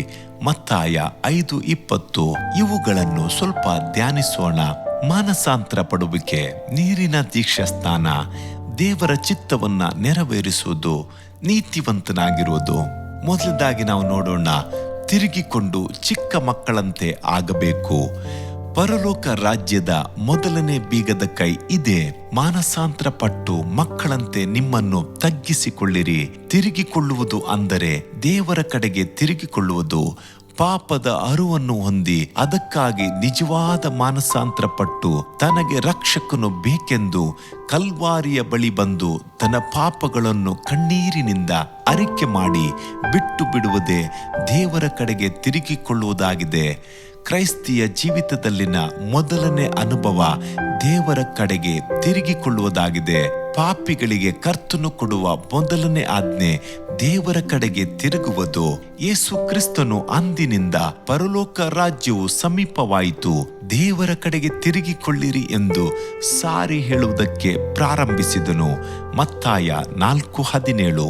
ಯೇಸು ಕ್ರಿಸ್ತನು ಭೂಮಿಗೆ ಬಂದ ಮುಖ್ಯ ಉದ್ದೇಶವು ಇದೇ ಆಗಿತ್ತು. ನಾನು ನೀತಿವಂತರನ್ನು ಕರೆಯುವುದಕ್ಕೆ ಬಂದವನಲ್ಲ, ಪಾಪಿಗಳನ್ನು ಕರೆಯುವುದಕ್ಕೆ ಬಂದವನು. ಮತ್ತಾಯ 9:13. ತಿರುಗಿಕೊಳ್ಳುವುದಕ್ಕೂ ಪರಲೋಕ ರಾಜ್ಯಕ್ಕೂ ಬಹು ನಿಕಟವಾದ ಸಂಪರ್ಕ ಉಂಟು. ಹೌದು, ಪರಲೋಕ ರಾಜ್ಯಕ್ಕೆ ಮೊದಲನೇ ಬೀಗದ ಕೈ ಮಾನಸಾಂತರ ಹೊಂದುವುದು. ಮಾನಸಾಂತರ ಹೊಂದಿದರೆ ಮಾತ್ರವೇ ಸಾಲದು, ಕೂಡಲೇ ಮತ್ತೊಂದನ್ನು ಸೇರಿಸಿದ್ದಾನೆ. ನೀವು ತಿರುಗಿಕೊಂಡು ಚಿಕ್ಕ ಮಕ್ಕಳಂತೆ ಆಗದಿದ್ದರೆ, ಮಕ್ಕಳಂತೆ ಎಂದರೆ ಏನು? ಯಾವನು ಚಿಕ್ಕ ಮಗುವಿನಂತೆ ತನ್ನನ್ನು ತಗ್ಗಿಸಿಕೊಳ್ಳುತ್ತಾನೋ ಅವನೇ ಪರಲೋಕ ರಾಜ್ಯದಲ್ಲಿ ಹೆಚ್ಚಿನವನು ಎಂದು ಸ್ವಾಮಿಯು ತಾನೇ ಹೇಳಿದ್ದಾನೆ. ಮತ್ತಾಯ 18:4. ಕ್ರಿಸ್ತನ ದೀನತೆಯನ್ನು ಗಮನಿಸಿ ಆತನು ಶಿಲುಬೆಯ ಮರಣವನ್ನು ಹೊಂದುವಷ್ಟು ವಿಧೇಯನಾದನು. ಫಿಲಿಪ್ಪಿ 2:8. ರಾಜಾದಿರಾಜನು ಕರ್ತಾದಿ ಕರ್ತನು ಆಗಿರುವಾತನು ಶಿಷ್ಯರೊಂದಿಗೆ ಇರುವಾಗ ತನ್ನನ್ನು ತಗ್ಗಿಸಿಕೊಂಡು ದೀನತೆಯಿಂದ ಅವರ ಕಾಲುಗಳನ್ನು ತೊಳೆದನು. ದೇವ ಮಗುವೆ, ಕ್ರಿಸ್ತನ ತಾಳ್ಮೆಯನ್ನು ನೀನು ಧರಿಸಿಕೋ. ನೀರಿನಿಂದಲೂ ಆತ್ಮನಿಂದಲೂ ಹುಟ್ಟಬೇಕು. ಪರಲೋಕದ ಬಾಗಿಲನ್ನು ತೆರೆಯುವ ಎರಡನೇ ಬೀಗದ ಕೈ ಇದೇ ಆಗಿದೆ. ಕರ್ತನು ಇದಕ್ಕೆ ಬಹಳ ಮುಖ್ಯತ್ವ ನೀಡಿ, ನಾನು ನಿನಗೆ ನಿಜ ನಿಜವಾಗಿ ಹೇಳುತ್ತೇನೆ, ಒಬ್ಬನು ನೀರಿನಿಂದಲೂ ಆತ್ಮನಿಂದಲೂ ಹುಟ್ಟದಿದ್ದರೆ ದೇವರ ರಾಜ್ಯಕ್ಕೆ ಸೇರಲಾರನು ಎಂದು ಹೇಳಿದ್ದಾನೆ. ಯೋಹಾನ 3:5. ನೀರಿನಿಂದ ಹುಟ್ಟಬೇಕು, ಅದೇ ದೀಕ್ಷಾಸ್ನಾನ. ಇದಕ್ಕೆ ಕರ್ತನು ಬಹಳ ಮಹತ್ವ ನೀಡಿದ್ದಾನೆ. ದೀಕ್ಷಾಸ್ನಾನವೆಂಬುದು ಒಂದು ಶವ ಸಂಸ್ಕಾರ ಆರಾಧನೆ. ಪಾಪದ ಸ್ವಭಾವಕ್ಕೆ, ಹಳೆ ಮನುಷ್ಯನಿಗೆ, ಆದಾಮನ ಪಾಪಕ್ಕೆ ಮುಳುಗುವುದೇ ದೀಕ್ಷಾಸ್ನಾನ. ಕ್ರಿಸ್ತ ಯೇಸುವಿನಲ್ಲಿ ಸೇರುವುದಕ್ಕೆ ದೀಕ್ಷಾಸ್ನಾನ ಮಾಡಿಸಿಕೊಂಡವರಾದ ನಾವೆಲ್ಲರೂ ಆತನ ಮರಣದಲ್ಲಿ ಪಾಲುಗಾರರಾಗುವುದಕ್ಕೆ ದೀಕ್ಷಾಸ್ನಾನ ಮಾಡಿಸಿಕೊಂಡೆವೆಂದು ನಿಮಗೆ ತಿಳಿಯದೋ ಎಂದು ಅಪೊಸ್ತಲನಾದ ಪೌಲನು ಕೇಳುತ್ತಾನೆ. ರೋಮ 6:3 ದೀಕ್ಷಾಸ್ನಾನವೆಂಬುದು ಕ್ರಿಸ್ತನು ಸತ್ತು ಹೂಣಲ್ಪಟ್ಟು ಪುನರುತ್ಥಾನನಾದಕ್ಕೆ ಸೂಚನೆಯಾಗಿದೆ. ನಾವು ದೀಕ್ಷಾಸ್ನಾನ ಹೊಂದುವಾಗ ಎಲ್ಲರ ಮುಂಭಾಗದಲ್ಲಿ ಬಹಿರಂಗವಾಗಿ ಯೇಸು ಕ್ರಿಸ್ತನು ನನಗಾಗಿ ಹೂಣಲ್ಪಟ್ಟನು, ಜೀವದಿಂದೆದ್ದನು. ಹಾಗೆಯೇ ನಾನು ಪಾಪಕ್ಕೆ ಸತ್ತು ಆದಾಮನ ಪಾಪ ಸ್ವಭಾವಕ್ಕೆ ಹೂಣಲ್ಪಟ್ಟು ಜೀವದಿಂದೆದ್ದು ಕ್ರಿಸ್ತನ ಮಹಿಮೆಯಿಂದ ನೂತನ ಜೀವಿತವನ್ನು ಪ್ರಾರಂಭಿಸುತ್ತೇನೆ ಎಂದು ಅರಿಕೆ ಮಾಡುತ್ತೇವೆ. ಅನೇಕರು ಕರ್ತನು ಕೊಟ್ಟಂತ ಈ ಆಜ್ಞೆಗೆ ವಿಧೇಯರಾಗಲು ನಾಚಿಕೆ ಪಡುತ್ತಾರೆ. ಸಭೆಯ ಕಟ್ಟುಪಾಡುಗಳನ್ನು, ತಮ್ಮ ಬೋಧಕರನ್ನು, ತಮ್ಮ ಸಭೆಯಲ್ಲಿ ತಮಗೆ ಇರುವ ಪದವಿಗಳನ್ನು ನೆನೆಸಿಕೊಂಡು ಹಿಂದೆಗೆಯುತ್ತಾರೆ. ಆದರೆ ಕರ್ತನು, ಯಾವನು ನನಗೂ ನನ್ನ ಮಾತುಗಳಿಗೂ ನಾಚಿಕೊಳ್ಳುತ್ತಾನೋ ಅವನಿಗೆ ಮನುಷ್ಯಕುಮಾರನು ತಾನು ತನ್ನ ತಂದೆಯ ಪ್ರಭಾವದೊಡನೆ ಪರಿಶುದ್ಧ ದೇವದೂತರ ಸಮೇತನಾಗಿ ಬರುವಾಗ ನಾಚಿಕೊಳ್ಳುವನು ಅಂದನು. ಮಾರ್ಕ 8:38. ನಾನು ಒಂದು ದೇವಾಲಯದಲ್ಲಿ ಉಜ್ಜೀವನ ಕೂಟಗಳನ್ನು ನಡೆಸಲು ಹೋಗಿದ್ದಾಗ ಅಲ್ಲಿನ ಬೋಧಕರು, ನೀವು ದೀಕ್ಷಾಸ್ನಾನ ಪಡೆದವರ ಎಂದು ಕೇಳಿದರು. ನಾನು ಹೌದೆಂದು ಹೇಳಿದೆನು. ಆಗ ಅವರು ನನ್ನ ಬಳಿ ವಾದ ಮಾಡಲಾರಂಭಿಸಿದರು. ನಾನು ಅವರ ಬಳಿ, ಅಯ್ಯ, ನಾನು ಈ ವಿಷಯದಲ್ಲಿ ತರ್ಕ ಮಾಡಲು ಇಷ್ಟಪಡುವುದಿಲ್ಲ. ನೀವು ಪಡೆದಿರುವ ಮಗುವಿನ ದೀಕ್ಷಾಸ್ನಾನದೊಂದಿಗೆ ಪರಲೋಕ ನಿಮ್ಮನ್ನು ಅನುಮತಿಸುವುದಾದರೆ ಒಳ್ಳೆಯದು, ನಾನು ಸಂತೋಷಿಸುತ್ತೇನೆ. ಆದರೆ ನೀವು ಕ್ರಿಸ್ತನ ಮರಣಕ್ಕೆ ಪಾಲುಗಾರರಾಗಿ ದೀಕ್ಷಾಸ್ನಾನದಲ್ಲಿ ಪಾಪಕ್ಕೆ ಸತ್ತು ನೀತಿಗಾಗಿ ಜೀವಿಸುವ ಹಾಗೆ ದೀಕ್ಷಾಸ್ನಾನ ಹೊಂದಲಿಲ್ಲವೆಂಬುದಕ್ಕಾಗಿ ಪರಲೋಕವು ನಿಮ್ಮನ್ನು ಹೊರಗೆ ನಿಲ್ಲಿಸುವುದಾದರೆ ನೀವು ಎಂಥ ಪರಿತಪಿಸುವಿಕೆಗೆ ಗುರಿಯಾಗುವಿರಲ್ಲವೇ? ಕರ್ತನ ವಾಕ್ಯಕ್ಕೆ ವಿಧೇಯರಾಗಿ ನಿಮ್ಮನ್ನು ತಗ್ಗಿಸಿ ದೀಕ್ಷಾಸ್ನಾನ ಹೊಂದಿಕೊಳ್ಳುವುದರಲ್ಲಿ ನೀವು ಏನು ನಷ್ಟಪಡುತ್ತೀರಿ ಅಥವಾ ಅದರಿಂದ ನಿಮಗೆ ಏನು ಕಡಿಮೆಯಾಗುತ್ತದೆ? ಒಮ್ಮೆ ನನ್ನೊಂದಿಗೆ ಶ್ರೀಲಂಕಾ ದೇಶಕ್ಕೆ ಬಂದಂತ ಒಬ್ಬ ಸಹೋದರನು ಭಾರತದಿಂದ ಸಿಡುಬು ಮತ್ತು ಕಾಲರ ಚುಚ್ಚುಮದ್ದನ್ನು ಹಾಕಿಸಿಕೊಂಡು ಬರಲಿಲ್ಲವೆಂಬ ಕಾರಣಕ್ಕಾಗಿ ಆ ಸರ್ಕಾರವು ಅವನನ್ನು ಆ ದೇಶದೊಳಗೆ ಬಿಡಲಿಲ್ಲ. ಅವರು 10 ದಿನಗಳು ಕಾದಿದ್ದು ನಂತರ ಇನಾಕ್ಯುಲೇಷನ್ ಮಾಡಿಸಿಕೊಂಡ ನಂತರ ದೇಶದೊಳಗೆ ಬರಬೇಕಾಯಿತು. ಒಂದು ಚಿಕ್ಕ ದೇಶದೊಳಗೆ ಹೋಗಲು ಕಾನೂನು ಇಷ್ಟು ಖಂಡಿತವಾಗಿದ್ದರೆ ಪರಲೋಕದೊಳಗೆ ಪ್ರವೇಶಿಸಲು ಆಜ್ಞೆಗಳು ಎಷ್ಟು ಖಂಡಿತವಾಗಿರಬೇಕಲ್ಲವೇ? ನೀರಿನಿಂದ ಹುಟ್ಟದಿದ್ದರೆ ದೇವರ ರಾಜ್ಯಕ್ಕೆ ಪ್ರವೇಶಿಸಲಾರನು ಎಂದು ಯೇಸು ಸ್ವಾಮಿ ಹೇಳಿದ ಮಾತು ಸುಳ್ಳಾಗಲಾರದು. ವಾಕ್ಯ ಹೇಳುತ್ತದೆ, ನಂಬಿ ದೀಕ್ಷಾಸ್ನಾನ ಮಾಡಿಸಿಕೊಳ್ಳುವವನು ರಕ್ಷಣೆ ಹೊಂದುವನು, ನಂಬದೆ ಹೋಗುವವನು ದಂಡನೆಗೆ ಗುರಿಯಾಗುವನು. ಮಾರ್ಕ 16:16. ಆತನ ಬರೋಣದಲ್ಲಿ ಐಕ್ಯವಾಗಲು ರೋಮ 6:4 ಮತ್ತು 5 ವಾಕ್ಯ. ದೇವರ ರಾಜ್ಯಕ್ಕೆ ಸೇರಲಾರನು. ಯೋಹಾನ 3:5. ಆದುದರಿಂದ ನೀವು ಒಂದು ಪರಿತಾಪಕರವಾದ ಸ್ಥಿತಿಯಲ್ಲಿದ್ದೀರಿ ಎಂದು ಆ ಬೋಧಕರ ಬಳಿ ಹೇಳಲು ಅವರು ಕೂಡಲೇ ನನ್ನ ಮಾತುಗಳಿಗೆ ಒಪ್ಪಿಕೊಂಡು ನೀವೇ ನನಗೆ ನೀರಿನ ದೀಕ್ಷಾಸ್ನಾನ ಕೊಡಿರಿ ಎಂದು ಕೇಳಿಕೊಂಡರು. ಇಂದು ನಮ್ಮ ಸಭೆಗಳಲ್ಲಿ ಪ್ರತಿಯೊಬ್ಬರು ಮನಸಾಂತರ ಹೊಂದಿ ಪಾಪಗಳನ್ನು ಅರಿಕೆ ಮಾಡಿ ದೀಕ್ಷಾಸ್ನಾನ ಪಡೆದಿದ್ದಾರೆ. ಬೋಧಕರಲ್ಲಿ ಸಹ ಅನೇಕರು ಕರ್ತನಿಗೆ ವಿಧೇಯರಾಗಿ ದೀಕ್ಷಾಸ್ನಾನ ಪಡೆದಿದ್ದಾರೆ. ಇನ್ನು ಉಳಿದವರ ಕಣ್ಣುಗಳನ್ನು ಸಹ ಕರ್ತನು ಬೇಗನೆ ತೆರೆಯುತ್ತಾನೆ. ರೋಮ 6:4-5 ಓದಿ ನೋಡಿರಿ. ನಾವು ದೀಕ್ಷಾಸ್ನಾನ ಮಾಡಿಸಿಕೊಂಡಾಗ ಆತನ ಮರಣದಲ್ಲಿ ಪಾಲುಗಾರರಾಗಿ ಆತನೊಡನೆ ಹೂಣಲ್ಪಟ್ಟೆವು. ಆದುದರಿಂದ ಕ್ರಿಸ್ತನು ಸತ್ತು ತಂದೆಯ ಮಹಿಮೆಯಿಂದ ಜೀವಿತನಾಗಿ ಎಬ್ಬಿಸಲ್ಪಟ್ಟಂತೆಯೇ ನಾವು ಕೂಡ ಜೀವದಿಂದೆದ್ದು ಹೊಸಬರಾಗಿ ನಡಕೊಳ್ಳಬೇಕು. ಆತನ ಮರಣದ ಸೂಚನೆಯಾದ ದೀಕ್ಷಾಸ್ನಾನದಲ್ಲಿ ನಾವು ಸೇರದಿದ್ದರೆ ಆತನ ಪುನರುತ್ಥಾನಕ್ಕೆ ಸದೃಶ್ಯವಾದ ಪುನರುತ್ಥಾನವನ್ನು ಹೊಂದುವುದು ಸಾಧ್ಯವಿಲ್ಲ. ಮಾತ್ರವಲ್ಲ, ನಾವು ರೂಪಾಂತರ ಹೊಂದಲು ಸಾಧ್ಯವಿಲ್ಲ. ಆತನ ಬರುಣದಲ್ಲಿ ನಾವು ತೆಗೆದುಕೊಳ್ಳಲ್ಪಡುವುದು ಸಾಧ್ಯವಿಲ್ಲ. ನಾವು ಕೈ ಬಿಡಲ್ಪಟ್ಟವರಾಗುತ್ತೇವೆ. ಆ ದಿನದಲ್ಲಿ ನಿನ್ನ ಸಭೆ, ನಿನ್ನ ಸಂಪ್ರದಾಯ, ನಿನ್ನ ಹಿರಿಯರು ಯಾರೇ ಆಗಲಿ ನಿನಗೆ ಯಾವುದೇ ಸಹಾಯವನ್ನು ಮಾಡಲಾರರು. ದೀಕ್ಷಾಸ್ನಾನವನ್ನು ಹೊಂದಿದ ಕೂಡಲೇ ನಾವು ಪವಿತ್ರಾತ್ಮನ ಅಭಿಷೇಕವನ್ನು ಪಡೆದುಕೊಳ್ಳಬೇಕು. ಅದೇ ಆತ್ಮನಿಂದ ಹುಟ್ಟುವಿಕೆ. ಕರ್ತನು ಪವಿತ್ರಾತ್ಮನ ಅಭಿಷೇಕವನ್ನು ನಮಗೆ ವಾಗ್ದಾನ ಮಾಡಿದ್ದಾನೆ. ದಾಹಗೊಂಡವರನ್ನು ತುಂಬಿಸಲು ಆತನು ಕಾದಿದ್ದಾನೆ. ಪವಿತ್ರಾತ್ಮನನ್ನು ಹೊಂದಿಕೊಳ್ಳಲು ಮುಖ್ಯವಾದ 3 ಕಾರ್ಯಗಳು ಅವಶ್ಯ. ಶುದ್ಧೀಕರಿಸಲ್ಪಟ್ಟ ಹೃದಯ, ದೇವರ ಮಗು ಎಂಬ ಹಕ್ಕು, ಪವಿತ್ರಾತ್ಮನ ಮೇಲಿನ ದಾಹವು ಹಂಬಲವು. ಇವು 3 ನಿನ್ನಲ್ಲಿರುವುದಾದರೆ ನಿಶ್ಚಯವಾಗಿಯೂ ಕರ್ತನು ನಿನ್ನನ್ನು ತುಂಬಿಸುವನು. ಕೆಲವರು ತಾವು ರಕ್ಷಣೆ ಹೊಂದಿದಾಗಲೇ ಪವಿತ್ರಾತ್ಮ ತಮ್ಮ ಬಳಿ ಇರುವುದಾಗಿ ಅಂದುಕೊಳ್ಳುತ್ತಾರೆ. ಪವಿತ್ರಾತ್ಮನು ಇರುವುದು ಬೇರೆ, ಪವಿತ್ರಾತ್ಮನನ್ನ ಹೊಂದಿಕೊಳ್ಳುವುದೇ ಬೇರೆ ಅನುಭವ. ಪವಿತ್ರಾತ್ಮನನ್ನ ಹೊಂದಿರುವ ಕೆಲವರು ಪವಿತ್ರಾತ್ಮನನ್ನು ಕುರಿತು, ಆತ್ಮನ ವರಗಳನ್ನು ಕುರಿತು ತಮ್ಮ ಮನುಷ್ಯಿಕ ಬುದ್ಧಿಯಿಂದ ತಪ್ಪಾಗಿ ಬರೆದು ಜನರನ್ನು ಗೊಂದಲಕ್ಕೊಳಪಡಿಸಿದ್ದಾರೆ. ಅಪೊಸ್ತಲನಾದ ಪೌಲನು ಎಫೆಸಕ್ಕೆ ಬಂದಾಗ ಅಲ್ಲಿ ಕೆಲವು ಶಿಷ್ಯರನ್ನು ಕಂಡು ಅವರ ಬಳಿ ನೀವು ನಂಬಿದಾಗ ಪವಿತ್ರಾತ್ಮ ವರವನ್ನ ಹೊಂದಿದ್ದೀರೋ ಎಂದು ಕೇಳಲು ಅವರು ಇಲ್ಲ, ಪವಿತ್ರಾತ್ಮ ವರವು ಉಂಟೆಂಬುದನ್ನು ನಾವು ಕೇಳಲಿಲ್ಲ ಅಂದರು. ಅಪೊಸ್ತಲರ ಕೃತ್ಯ 19ನೇ ಅಧ್ಯಾಯ 2ನೇ ವಾಕ್ಯ. ಪೌಲನು ಅವರ ಮೇಲೆ ಕೈಗಳನ್ನಿಡಲು ಪವಿತ್ರಾತ್ಮ ವರವು ಅವರ ಮೇಲೆ ಬಂತು. ಅಪೊಸ್ತಲರ ಕೃತ್ಯ 19 6ನೇ ವಾಕ್ಯ. ಅಪೊಸ್ತಲನಾದ ಪೌಲನು ಪವಿತ್ರಾತ್ಮನನ್ನು ಕುರಿತು ಕ್ರೈಸ್ತರ ಬಳಿ, ವಿಶ್ವಾಸಿಗಳ ಬಳಿ ಹೇಳುತ್ತಾನೆ. ರಕ್ಷಿಸಲ್ಪಟ್ಟ ಪ್ರತಿಯೊಬ್ಬರು ಪವಿತ್ರಾತ್ಮನನ್ನು ಹೊಂದಿಕೊಳ್ಳುವುದು ಅವಶ್ಯ.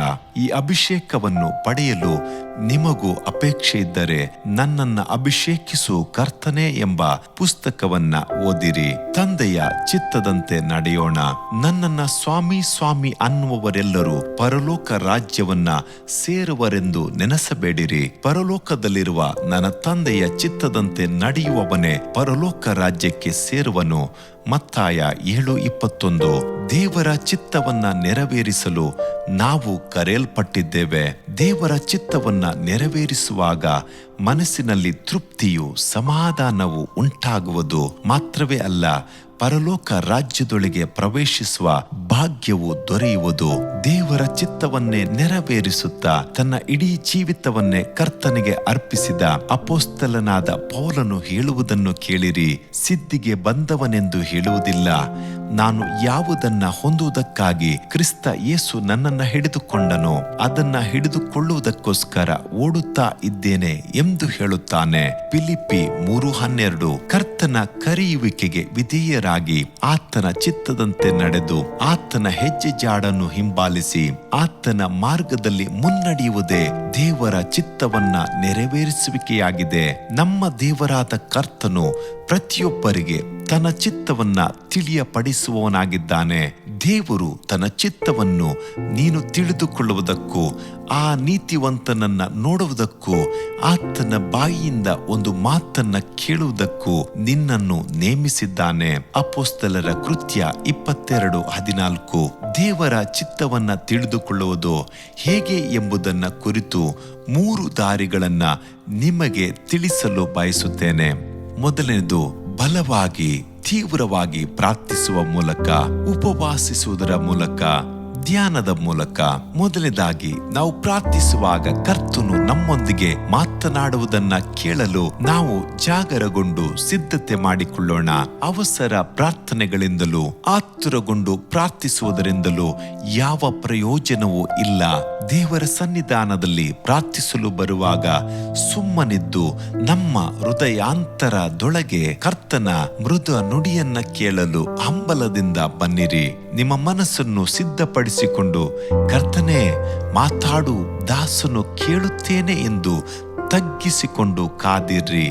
ಯೇಸು ಕ್ರಿಸ್ತನು ಪ್ರಾರ್ಥನೆ ಮಾಡಲು ಎಷ್ಟು ಹೊತ್ತು ವ್ಯಯ ಮಾಡಿದನೆಂದು ಸತ್ಯವೇದದಲ್ಲಿ ಓದಿ ನೋಡಿರಿ. ಮುಂಜಾನೆಯಲ್ಲಿ ಪ್ರಾರ್ಥಿಸಲು ಹೋದನು ಎಂದು, ರಾತ್ರಿ ಎಲ್ಲ ಬೆಟ್ಟದ ಮೇಲೆ ಏರಿ ಪ್ರಾರ್ಥಿಸಿದನೆಂದು ನಾವು ಓದುತ್ತೇವೆ.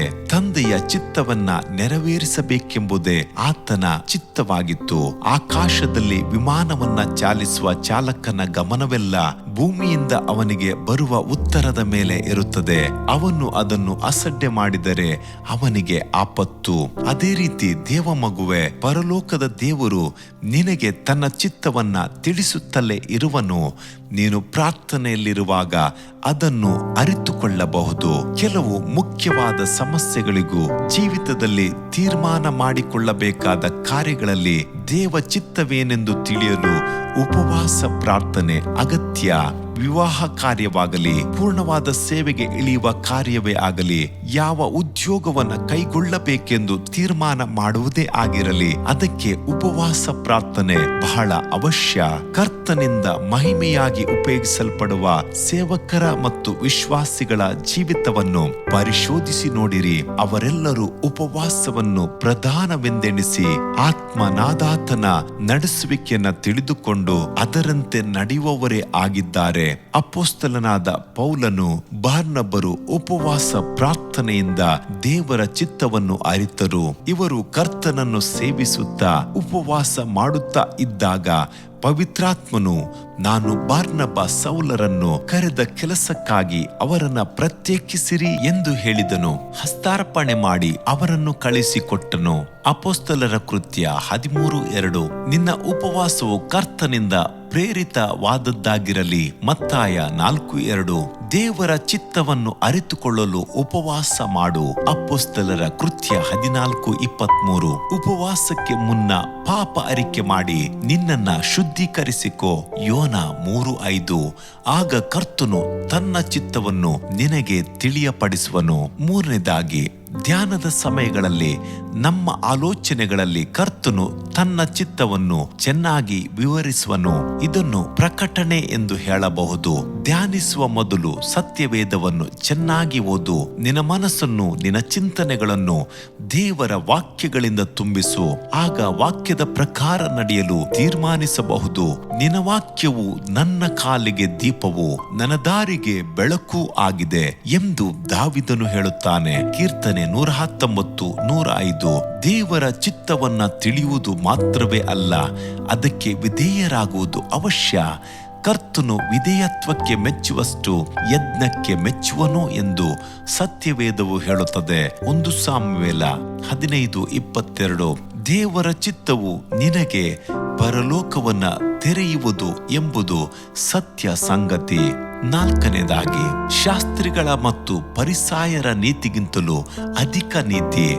ನಿಮ್ಮ ನೀತಿಯು ಶಾಸ್ತ್ರಿಗಳ ಮತ್ತು ಫರಿಸಾಯರ ನೀತಿಗಿಂತಲೂ ಹೆಚ್ಚಿನದಾಗದಿದ್ದರೆ ನೀವು ಪರಲೋಕ ರಾಜ್ಯವನ್ನು ಸೇರಲಾರಿರಿ ಎಂದು ನಿಮಗೆ ಹೇಳುತ್ತೇನೆ ಅಂದನು. ಮತ್ತಾಯ 5:20. ಮೇಲೆ ಹೇಳಲ್ಪಟ್ಟಿರುವ ಈ ನಿಬಂಧನೆಯು ಮೊದಲ 3 ನಿಬಂಧನೆಗಳಿಗಿಂತಲೂ ಬಹಳ ಕಠಿಣವಾದದ್ದು. ಆದರೆ ಕರ್ತನಲ್ಲಿ ಪ್ರೀತಿಯುಳ್ಳವರಿಗೆ ಅದು ಕಠಿಣವಾದದಲ್ಲ.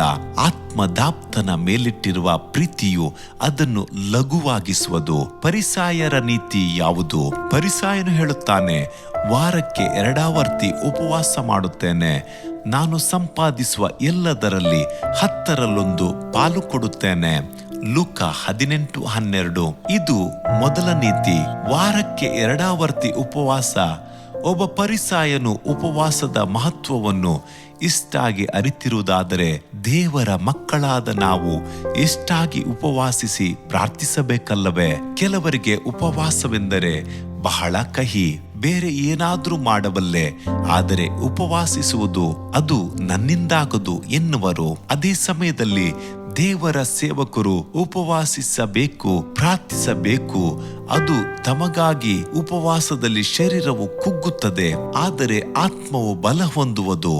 ಇಚ್ಛೆಗಳು ಅಡಗಿ ಆತ್ಮನಲ್ಲಿ ಬಿಡುಗಡೆ ಉಂಟಾಗುತ್ತದೆ. ತಿನ್ನುವುದರಲ್ಲಿಯೇ ಅನೇಕ ಪಾಪಗಳು ಹೆಚ್ಚುವುದು.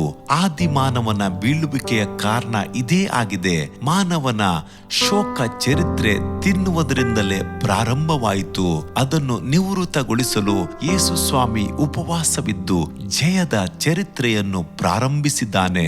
ನಮಗೆ ಪ್ರಪಂಚ, ಶರೀರ, ಸೈತಾನನೊಂದಿಗೆ ಹೋರಾಟ ಉಂಟು. ಆದರೆ ಮೊದಲು ಶೋಧನೆಗೆ ಒಳಪಡಿಸುವುದು ಶರೀರವೇ. ಹಾಗೆ ಶರೀರದ ಇಚ್ಛೆಗಳು ಆರಂಭವಾಗುವಾಗ ಆತ್ಮಿಕ ಜೀವಿತದಲ್ಲಿ ಮುಂದುವರಿಯಲಾರದಂತೆ ಆಸೆ, ಇಚ್ಛೆಗಳು ಅಡ್ಡ ಬರುವಾಗ ಉಪವಾಸವಿದ್ದು ಅದನ್ನು ಎದುರಿಸು. ಪಕ್ಕನೆ ನಿನ್ನ ತಾಳ್ಮೆಯನ್ನು ಕಳೆದುಕೊಳ್ಳುತ್ತೀಯಾ? ಅತಿಯಾದ ಕೋಪ ಉಂಟಾಗುತ್ತಿದೆಯೋ? ಆಸೆ, ಇಚ್ಛೆಗಳ ಮೇಲೆ ಜಯವಿಲ್ಲವೇ? ಅದನ್ನೆಲ್ಲ ಜಯಿಸುವ ಆಯುಧ ಉಪವಾಸವೇ. ಸತ್ಯವೇದದಲ್ಲಿರುವ ಭಕ್ತರ ಆಯುಧ ಉಪವಾಸವೇ. ಎಸ್ತೇರಳು ಹಗಲು ರಾತ್ರಿ 3 ದಿನಗಳು ಉಪವಾಸವಿದ್ದು ದುಷ್ಟ ಹಾಮಾನನ ತಂತ್ರವನ್ನು ಮುರಿದಳು. ಎಸ್ತೇರಳು 4ನೇ ಅಧ್ಯಾಯ 13-16 ವಾಕ್ಯ. ನಮ್ಮ ಪ್ರಿಯ ಕರ್ತನು 40 ದಿನಗಳು ಸತತವಾದ ಉಪವಾಸವಿದ್ದು ನಮಗೆ ಮಾದರಿ ತೋರಿಸಿರುವನು. ಹಾಗಿರುವಾಗ ಪರಿಸಾಯರ ನೀತಿಗಿಂತಲೂ ನಮ್ಮ ನೀತಿ ಹೆಚ್ಚಿನದಾಗಿರಬೇಕಲ್ಲವೇ?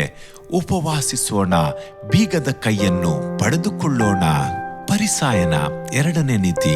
ಉಪವಾಸ ಮಾಡಿದ ಪರಿಸಾಯನ 2ನೇ ನೀತಿ ದಶಾಂಶ.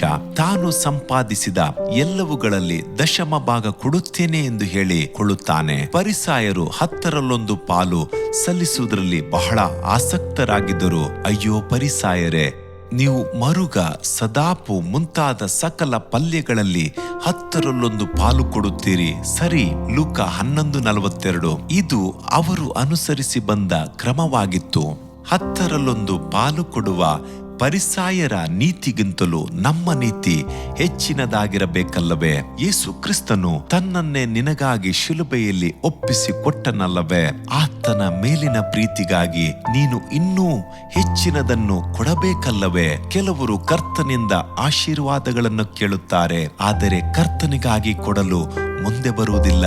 ನೀನು ಯಾವುದೇ ಆದ ಸೇವಕನ ಕೈಯಲ್ಲಿ ಕೊಟ್ಟರೂ ಕರ್ತನ ಕೈಯಲ್ಲಿ ಕೊಟ್ಟಿರುವುದಾಗಿ ನೆನೆಸಿ ಪ್ರಾರ್ಥನೆ ಮಾಡು. ಉತ್ಸಾಹದಿಂದ ಕೊಡು. ದಶಮಾಂಶವು ಕರ್ತನದು.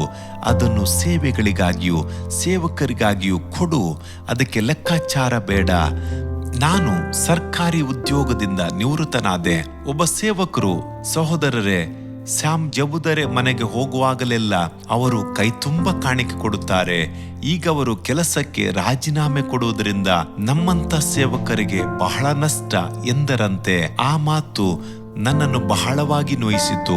ಅಂದು ಕರ್ತನ ಬಳಿ ನಾನು ಹರಕೆ ಮಾಡಿದೆನು, ಸ್ವಾಮಿ, ಸರ್ಕಾರ ನನಗೆ ಸಂಬಳ ಕೊಟ್ಟಾಗ ನಾನು ನಿನ್ನ ಸೇವಕರಿಗೆ ಕೊಟ್ಟದ್ದಕ್ಕಿಂತಲೂ ಹೆಚ್ಚಾಗಿ ಕೊಡಲು, ಅವರಿಗೆ ಸಹಾಯ ಮಾಡಲು ನನಗೆ ಕೃಪೆ ಕೊಡು ಕರ್ತನೆ ಎಂದು ಪ್ರಾರ್ಥಿಸಿದೆನು.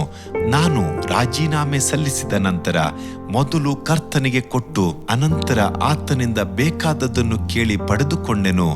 ಆಶ್ಚರ್ಯಕರವಾಗಿ ಕರ್ತನು ನನ್ನನ್ನು, ನನ್ನ ಕುಟುಂಬವನ್ನ ಪೋಷಿಸಲು ಅನೇಕ ದೇವ ಮಕ್ಕಳನ್ನು ಎಬ್ಬಿಸಿದನು. ನಾನು ಕೊರತೆ ಪಡಲೇ ಇಲ್ಲ. ದೇವ ಮಗುವೆ, ನೀನು ಆಶೀರ್ವಾದ ಪಡೆಯಲು ಮಾತ್ರವೇ ಅಲ್ಲ, ದೇವರ ರಾಜ್ಯಕ್ಕೆ ಪ್ರವೇಶಿಸಲು ದಶಮಾಂಶವನ್ನ ಸಲ್ಲಿಸಬೇಕು. ಪರಲೋಕ ರಾಜ್ಯಕ್ಕೆ 4 ಬೀಗದ ಕೈಗಳಿವೆ. ಆ 4 ಉಪಯೋಗಿಸಿದರೆ ಮಾತ್ರವೇ ಪರಲೋಕದ ಬಾಗಿಲು ನಿಮಗೆ ತೆರೆಯಲ್ಪಡುವುದು. ವಿದೇಶಕ್ಕೆ ಹೋಗಲು ಪಾಸ್ಪೋರ್ಟ್, ವೀಸಾ, ಟಿಕೆಟ್ ಮುಂತಾದವುಗಳು ಅವಶ್ಯ. ಇವೆಲ್ಲ ಸರಿಯಾಗಿದ್ದರೆ ಸರಿ, ಇಲ್ಲದಿದ್ದರೆ ನಿಮಗೆ ಹೋಗಲಾಗುವುದಿಲ್ಲ. ಹಾಗೆಯೇ ನೀವು ತಿರುಗಿಕೊಂಡು ಚಿಕ್ಕ ಮಗುವಿನಂತಾಗಬೇಕು. ನೀರಿನಿಂದಲೂ ಆತ್ಮನಿಂದಲೂ ಹುಟ್ಟಬೇಕು. ದೇವರ ಚಿತ್ತವನ್ನ ಮಾಡಬೇಕು. ನಿಮ್ಮ ನೀತಿ ಹೆಚ್ಚಿನದಾಗಿರಬೇಕು. ದೇವ ಮಗುವೆ, ಪರಲೋಕ ರಾಜ್ಯಕ್ಕೆ ಪ್ರವೇಶಿಸಲು ಯೋಗ್ಯರಾಗಿ ಇಂದೇ ಜೀವಿಸಲು ತೀರ್ಮಾನಿಸಿರಿ. ಅಧ್ಯಾಯ 4. ತಪ್ಪಿಸುವ ಬೀಗದ ಕೈ. ಸತ್ತವನಾದೆನು ಮತ್ತು ಇಗೋ, ಯುಗ ಯುಗಾಂತರಗಳಲ್ಲಿಯೂ ಬದುಕುವನಾಗಿದ್ದೇನೆ. ಮರಣದ ಮತ್ತು ಪಾತಾಳದ ಬೀಗದ ಕೈಗಳು ನನ್ನಲ್ಲಿ ಅವೆ. ಪ್ರಕಟಣೆ 1ನೇ ಅಧ್ಯಾಯ 18ನೇ ವಾಕ್ಯ. ಮರಣದ ಮತ್ತು ಪಾತಾಳದ ಬೀಗದ ಕೈಗಳು. ಮರಣವನ್ನು ಪಾತಾಳವನ್ನು ಜಯಿಸಿದ ನಮ್ಮ ಕರ್ತನು ಅವುಗಳನ್ನು ತನ್ನ ಕೈಗಳಲ್ಲಿ ಹಿಡಿದಿದ್ದಾನೆ. ನೀನು ಮರಣದಿಂದ ನಾಶವಾಗಲಾರೆ. ಪಾತಾಳದ ಶಕ್ತಿಗಳು ನಿನ್ನನ್ನು ಜಯಿಸಲಾರವು. ನಮ್ಮ ದೇವರಾದ ಕರ್ತನು ಮರಣವನ್ನು ಪಾತಾಳವನ್ನು ಜಯಿಸಿದ ಸರ್ವಶಕ್ತನು ಎಂಬ ದರ್ಶನ ಅನೇಕರಿಗೆ ಇಲ್ಲದೆ ಇರುವುದರಿಂದ ಆತನನ್ನು 6 ಅಡಿ ಮಾನವನನ್ನಾಗಿಯೇ ಅನೇಕರು ಎನಿಸಿಕೊಂಡಿದ್ದಾರೆ. ಅಪೊಸ್ತಲನಾದ ಯೋಹಾನನು ಆತನನ್ನು ಪತ್ಮೋಸ್ ದ್ವೀಪದಲ್ಲಿ ದರ್ಶನ ಮಾಡಿದಾಗ ಭಯಪಟ್ಟು ಸತ್ತವರ ಹಾಗೆ ಆತನ ಪಾದದಲ್ಲಿ ಬಿದ್ದನು. ಕ್ರಿಸ್ತನ ಮಹಿಮೆಯ ಆಕಾರವು ಯೋಹಾನನಿಗೆ ಹೆದರಿಕೆಯನ್ನುಂಟು ಮಾಡಿತು. ಅಪೊಸ್ತಲನಾದ ಯೋಹಾನನು ಕ್ರಿಸ್ತನನ್ನು ಕಂಡು ಯಾಕೆ ಹೆದರಬೇಕು?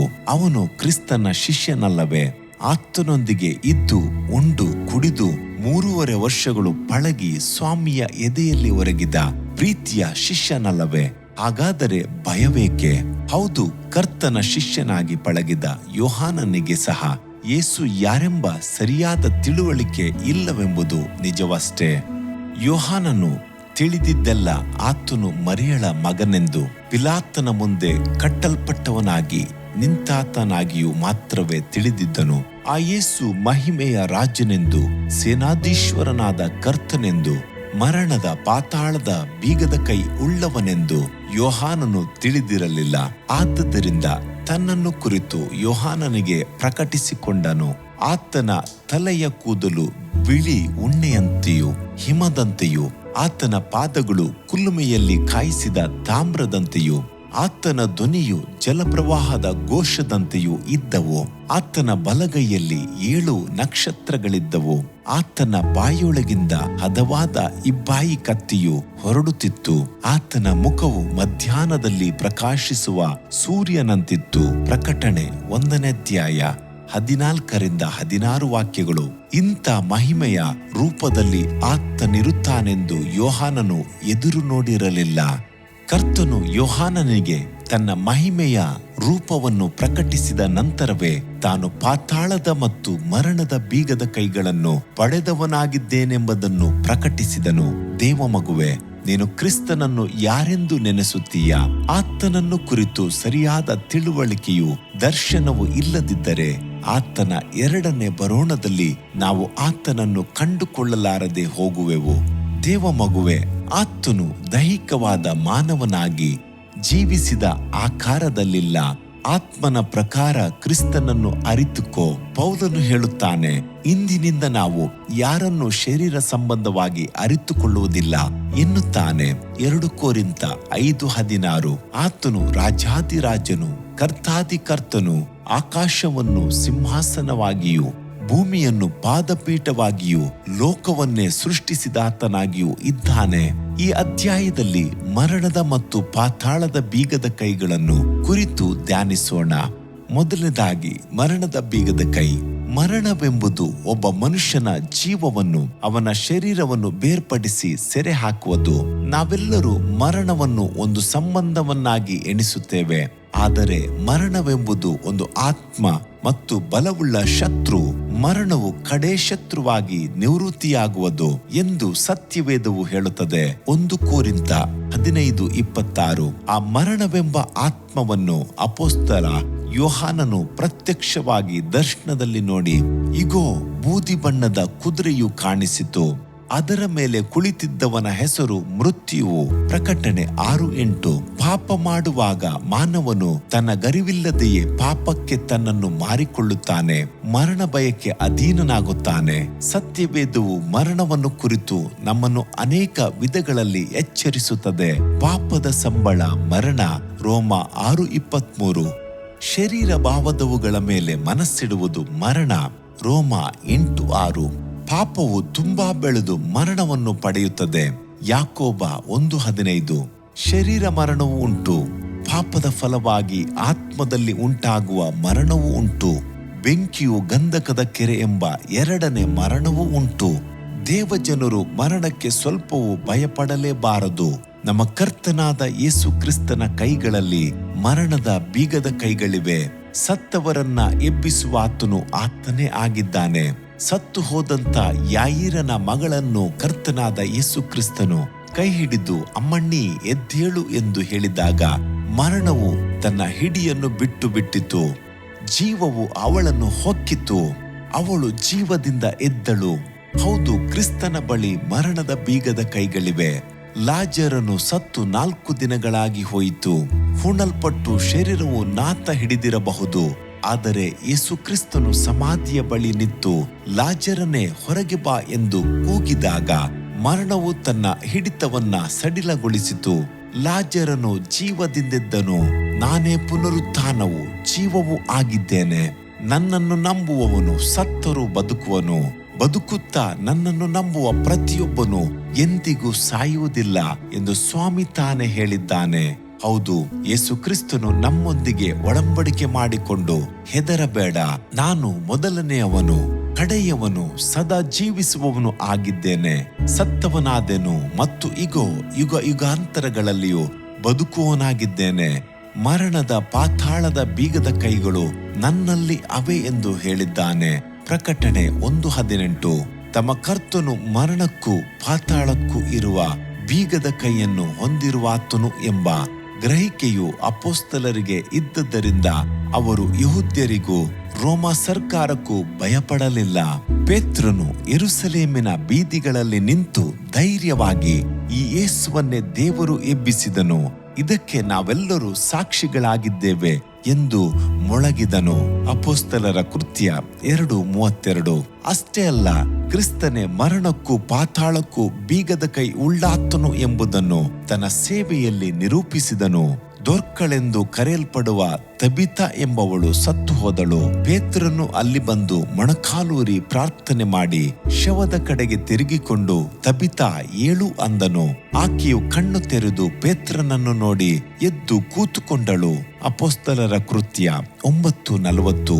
ನಮ್ಮ ದೇವರು ತನ್ನ ಮಕ್ಕಳ ಪ್ರಾರ್ಥನೆಯನ್ನು ಕೇಳಿ ಮರಣದ ಬೀಗದ ಕೈಯಿಂದಲೇ ಮರಣದ ಬಾಗಿಲನ್ನು ತೆಗೆದು ಜೀವವನ್ನು ಹೊರತಂದು ಶರೀರವನ್ನ ಜೀವಿಸ ಮಾಡುತ್ತಾನೆ. ಯೂತಿಕನೆಂಬ ಯೌವನಸ್ಥನು ಕಿಟಕಿಯಲ್ಲಿ ಕೂತುಕೊಂಡು ಗಾಢ ನಿದ್ರೆಯಿಂದ ತೂಕಡಿಸಿದನು. ಪೌಲನು ಇನ್ನೂ ಪ್ರಸಂಗ ಮಾಡುತ್ತಾ ಇದ್ದಾಗ ಆ ಯೌವನಸ್ಥನಿಗೆ ನಿದ್ರೆಯಿಂದ ತೂಕಡಿಕೆ ಹೆಚ್ಚಾಗಿ 3ನೆಯ ಅಂತಸ್ತಿನಿಂದ ಕೆಳಕ್ಕೆ ಬಿದ್ದನು. ಅವನನ್ನು ಎತ್ತಿ ನೋಡಿದಾಗ ಸತ್ತಿದ್ದನು. ಆದರೆ ಪೌಲನು ಇಳಿದು ಹೋಗಿ ಅವನ ಮೇಲೆ ಬಿದ್ದು ಅವನನ್ನ ತಬ್ಬಿಕೊಂಡನು. ಆಗ ಅವನ ಪ್ರಾಣ ಅವನೊಳಗೆ ತಿರುಗಿ ಬಂದಿತು. ಅವನು ಜೀವಿತನಾದ ಆ ಹುಡುಗನನ್ನು ಕರೆದುಕೊಂಡು ಬರಲು ಅವರಿಗೆ ಬಹಳ ಆದರಣೆ ಉಂಟಾಯಿತು. ಅಪೊಸ್ತಲರ ಕೃತ್ಯ 20:9-10-12 ವಾಕ್ಯ. ಈ ಎಲ್ಲಾ ಸಂಭವಗಳು ಶಿಷ್ಯರನ್ನು ಬಹಳ ಧೈರ್ಯಗೊಳಿಸಿ ಉತ್ಸಾಹಪಡಿಸಿತು. ಆದ್ದರಿಂದಲೇ ಅಪೊಸ್ತಲ ಪೌಲನು ಮರಣವನ್ನು ಪಾತಾಳವನ್ನು ಎದುರಿಸಿ ಸವಾಲಿಟ್ಟು, ಮರಣವೇ ನಿನ್ನ ವಿಷದ ಕೊಂಡಿಯಲ್ಲಿ, ಪಾತಾಳವೇ ನಿನ್ನ ಜಯವೆಲ್ಲಿ ಎಂದು ಜಯಘೋಷ ಮಾಡಿದನು. ಕುಟುಂಬದ ಯಜಮಾನನು ತನ್ನ ಮಡದಿಯ ಕೈಯಲ್ಲಿ ಮನೆಯ ಎಲ್ಲ ಬೀಗದ ಕೈಗಳನ್ನ ಕೊಡಲು ಸಂತೋಷಿಸುವ ಮೇರೆಗೆ ಕ್ರಿಸ್ತನ ಮದುಮಕ್ಕಳೆಂದು ಕರೆಯಲ್ಪಡುವ ನಮಗೆ ತನ್ನ ಮಹಿಮೆಯ ವಾಗ್ದಾನಗಳನ್ನು, ಅಧಿಕಾರ, ಆಡಳಿತವೆಂಬ ವಾಗ್ದಾನಗಳನ್ನು ಕೊಡಲು ಬಹಳ ಉತ್ಸಾಹದಿಂದಲೂ ಸಂತೋಷದಿಂದಲೂ ಕಾದಿದ್ದಾನೆ. ಆದ್ದರಿಂದ ಕ್ರಿಸ್ತನಿಂದ ಬೀಗದ ಕೈಗಳನ್ನು ಪಡೆದುಕೊಂಡ ನಾವು ಮರಣವನ್ನು ಪಾತಾಳವನ್ನು ನೋಡಿ ಕಳವಳ ಪಡುವುದಿಲ್ಲ. ಮರಣದ ಹಾಗೂ ಪಾತಾಳದ ಹಿಡಿತದಲ್ಲಿ ಮಕ್ಕಳನ್ನು ಯೇಸುವಿನ ನಾಮದಲ್ಲಿ ಬಿಡುಗಡೆ ಮಾಡುವವರಾಗಿದ್ದೇವೆ. ಕೊಲೆಗೆ ಸೆಳೆಯಲ್ಪಟ್ಟವರನ್ನು ರಕ್ಷಿಸು, ಸಂಹಾರಕ್ಕೆ ಗುರಿಯಾದವರನ್ನು ತಪ್ಪಿಸುವುದಿಲ್ಲವೇ ಎಂದು ಸತ್ಯವೇದವು ಹೇಳುತ್ತದೆ. ಇಂದು ಸಹ ಪ್ರಪಂಚದ ಅನೇಕ ಭಾಗಗಳಲ್ಲಿ ದೇವ ಸೇವಕರುಗಳು ಮರಣದ ಕೊಂಡಿಯನ್ನು ಮುರಿದು ಸತ್ತವರನ್ನು ಜೀವದಿಂದೆಬ್ಬಿಸುವುದನ್ನ ಅನೇಕ ಸಾಕ್ಷಿಗಳಲ್ಲಿ ನಾವು ನೋಡುತ್ತೇವಲ್ಲವೇ? ಬೋಧಕರಾದ ವಿಗಲ್ಸ್ವರ್ತ್ ಅವರು ಸೇವೆಗೆ ಹೋಗಿದ್ದಾಗ ಆತನ ಹೆಂಡತಿ ತೀರಿಕೊಂಡರು. ಅವರು ಬರುವವರೆಗೆ ಇರಲೆಂದು ಆಕೆಯ ಶವವನ್ನು ಹಾಗೆ ಇಟ್ಟಿದ್ದರು. ವಿಗಲ್ಸ್ವರ್ತ್ ಬಂದ ನಂತರ ಶವವನ್ನ ಹೂಣದೆ ತನ್ನ ಪತ್ನಿಯನ್ನು ಜೀವಂತವಾಗಿ ಎಬ್ಬಿಸಿದರು. ಆದರೆ ಅವರ ಪತ್ನಿಯು ಕರ್ತನೊಂದಿಗೆ ಪರಲೋಕದಲ್ಲಿರುವುದನ್ನೇ ಬಹಳವಾಗಿ ಹಂಬಲಿಸಿದ್ದರಿಂದ ಕರ್ತನಿಗಾಗಿ ಮನಪೂರ್ವಕವಾಗಿ ತ್ಯಾಗ ಮಾಡಿದರು. ಬೋಧಕರಾದ ಪಾಲ್ ಆಂಗಿಚೋ ಸತ್ತು ಹೋದಂತ ತನ್ನ ಮಗನನ್ನು ಜೀವದಿಂದ ಎಬ್ಬಿಸಿದರು. ಇಂದು ಸಹ ಮಗನು ಜೀವದಿಂದಿದ್ದಾನೆ. ಇಂಡೋನೇಷ್ಯಾಕ್ಕೆ ಸೇರಿದ ಮೆಲ್ಡಾರಿ ಎಂಬ ಬೋಧಕರು ಸತ್ತು ಅನೇಕ ದಿನಗಳಾಗಿ ನಾತ ಹಿಡಿದಿದ್ದ ದೇಹವನ್ನು ಜೀವಂತವಾಗಿ ಎಬ್ಬಿಸಿದರು. ಮರಣವು ಒಂದು ಅಂತ್ಯವಲ್ಲ, ಅದು ಒಂದು ವಿಶ್ರಾಮವಾಗಿದೆ. ಸತ್ತು ಹೋದವರನ್ನು ಕರ್ತನು ನಿದ್ರಿಸಿದವರನ್ನಾಗಿ ಎಣಿಸಿದ್ದಾನೆ. ಆದ್ದರಿಂದ ದೇವರ ಮಕ್ಕಳು ಮರಣವನ್ನ ಕುರಿತು ಅಳುಕುವುದಿಲ್ಲ, ಭಯಪಡುವುದಿಲ್ಲ. ಅಪೊಸ್ತಲನಾದ ಪೌಲನು ಮರಣವಾಗುತ್ತದೆಂದು ನಿಶ್ಚಯವು ನಮ್ಮೊಳಗೆ ಉಂಟಾಯಿತು. ನಾವು ನಮ್ಮ ಮೇಲೆ ಭರವಸೆ ಬಿಟ್ಟುಕೊಳ್ಳದೆ ಸತ್ತವರನ್ನು ಎಬ್ಬಿಸುವ ದೇವರ ಮೇಲೆಯೇ ಭರವಸವಿಡುವವರಾಗಬೇಕೆಂದು ಹೀಗಾಯಿತು. ಆತನು ನಮ್ಮನ್ನು ಎಂಥ ಭಯಂಕರ ಮರಣದಿಂದ ತಪ್ಪಿಸಿದನು, ಮುಂದೆಯೂ ತಪ್ಪಿಸುವನು. 2 ಕೊರಿಂಥ 1:9-10 ಎಂದು ಹೇಳುತ್ತಾನೆ. ಇನ್ನು ಮುಂದೆಯೂ ಆತನು ನಮ್ಮನ್ನು ಮರಣದಿಂದ ತಪ್ಪಿಸುವನು ಎಂಬುದು ಸಾಕ್ಷಿಯಾಗಿದೆಯಲ್ಲವೇ?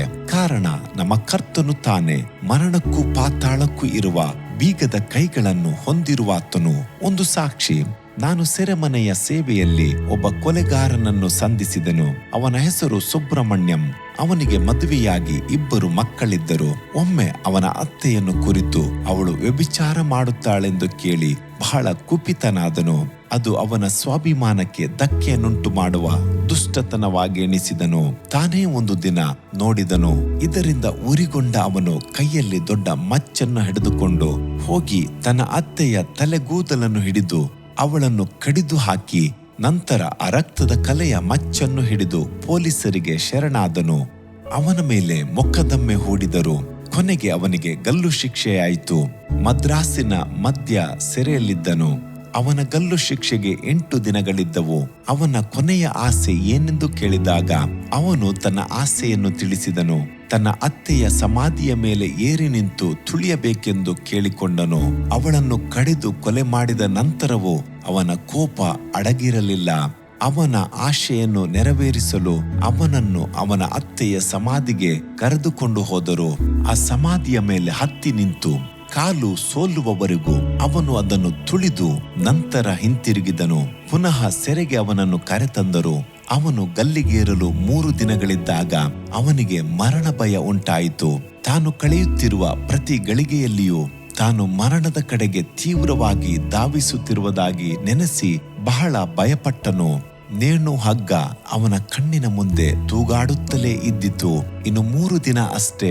ಆ ಹಗ್ಗ ನಿನ್ನ ಕತ್ತಿನಲ್ಲಿ ಬಿದ್ದು ಅದು ನಿನ್ನನ್ನು ಇರುಕಿಸುವಾಗ ನಿನ್ನ ಪ್ರಾಣ ಹಾರಿ ಹೋಗುವುದು. ಇನ್ನು ಮೇಲೆ ಎಂದೆಂದು ಯಾರೂ ನಿನ್ನನ್ನು ನೋಡುವುದಿಲ್ಲ ಎಂದು ಆ ಮರಣವು ಅವನನ್ನು ಭಯಗೊಳಿಸಿ ಕುಗ್ಗಿ ಹೋಗುವ ಹಾಗೆ ಮಾಡಿತು. ಅವನು ನನ್ನ ಬಳಿ, ಅಯ್ಯಾ, ಮರಣದ ದಂಡನೆಗಿಂತಲೂ ಕ್ರೂರವಾದದ್ದು ಎನ್ನುವುದಾದರೆ ಅದು ಮರಣಕ್ಕೂ ಪಾತಾಳಕ್ಕೂ ಕಾದುಕೊಂಡಿರುವ ದಂಡನೆಯೇ.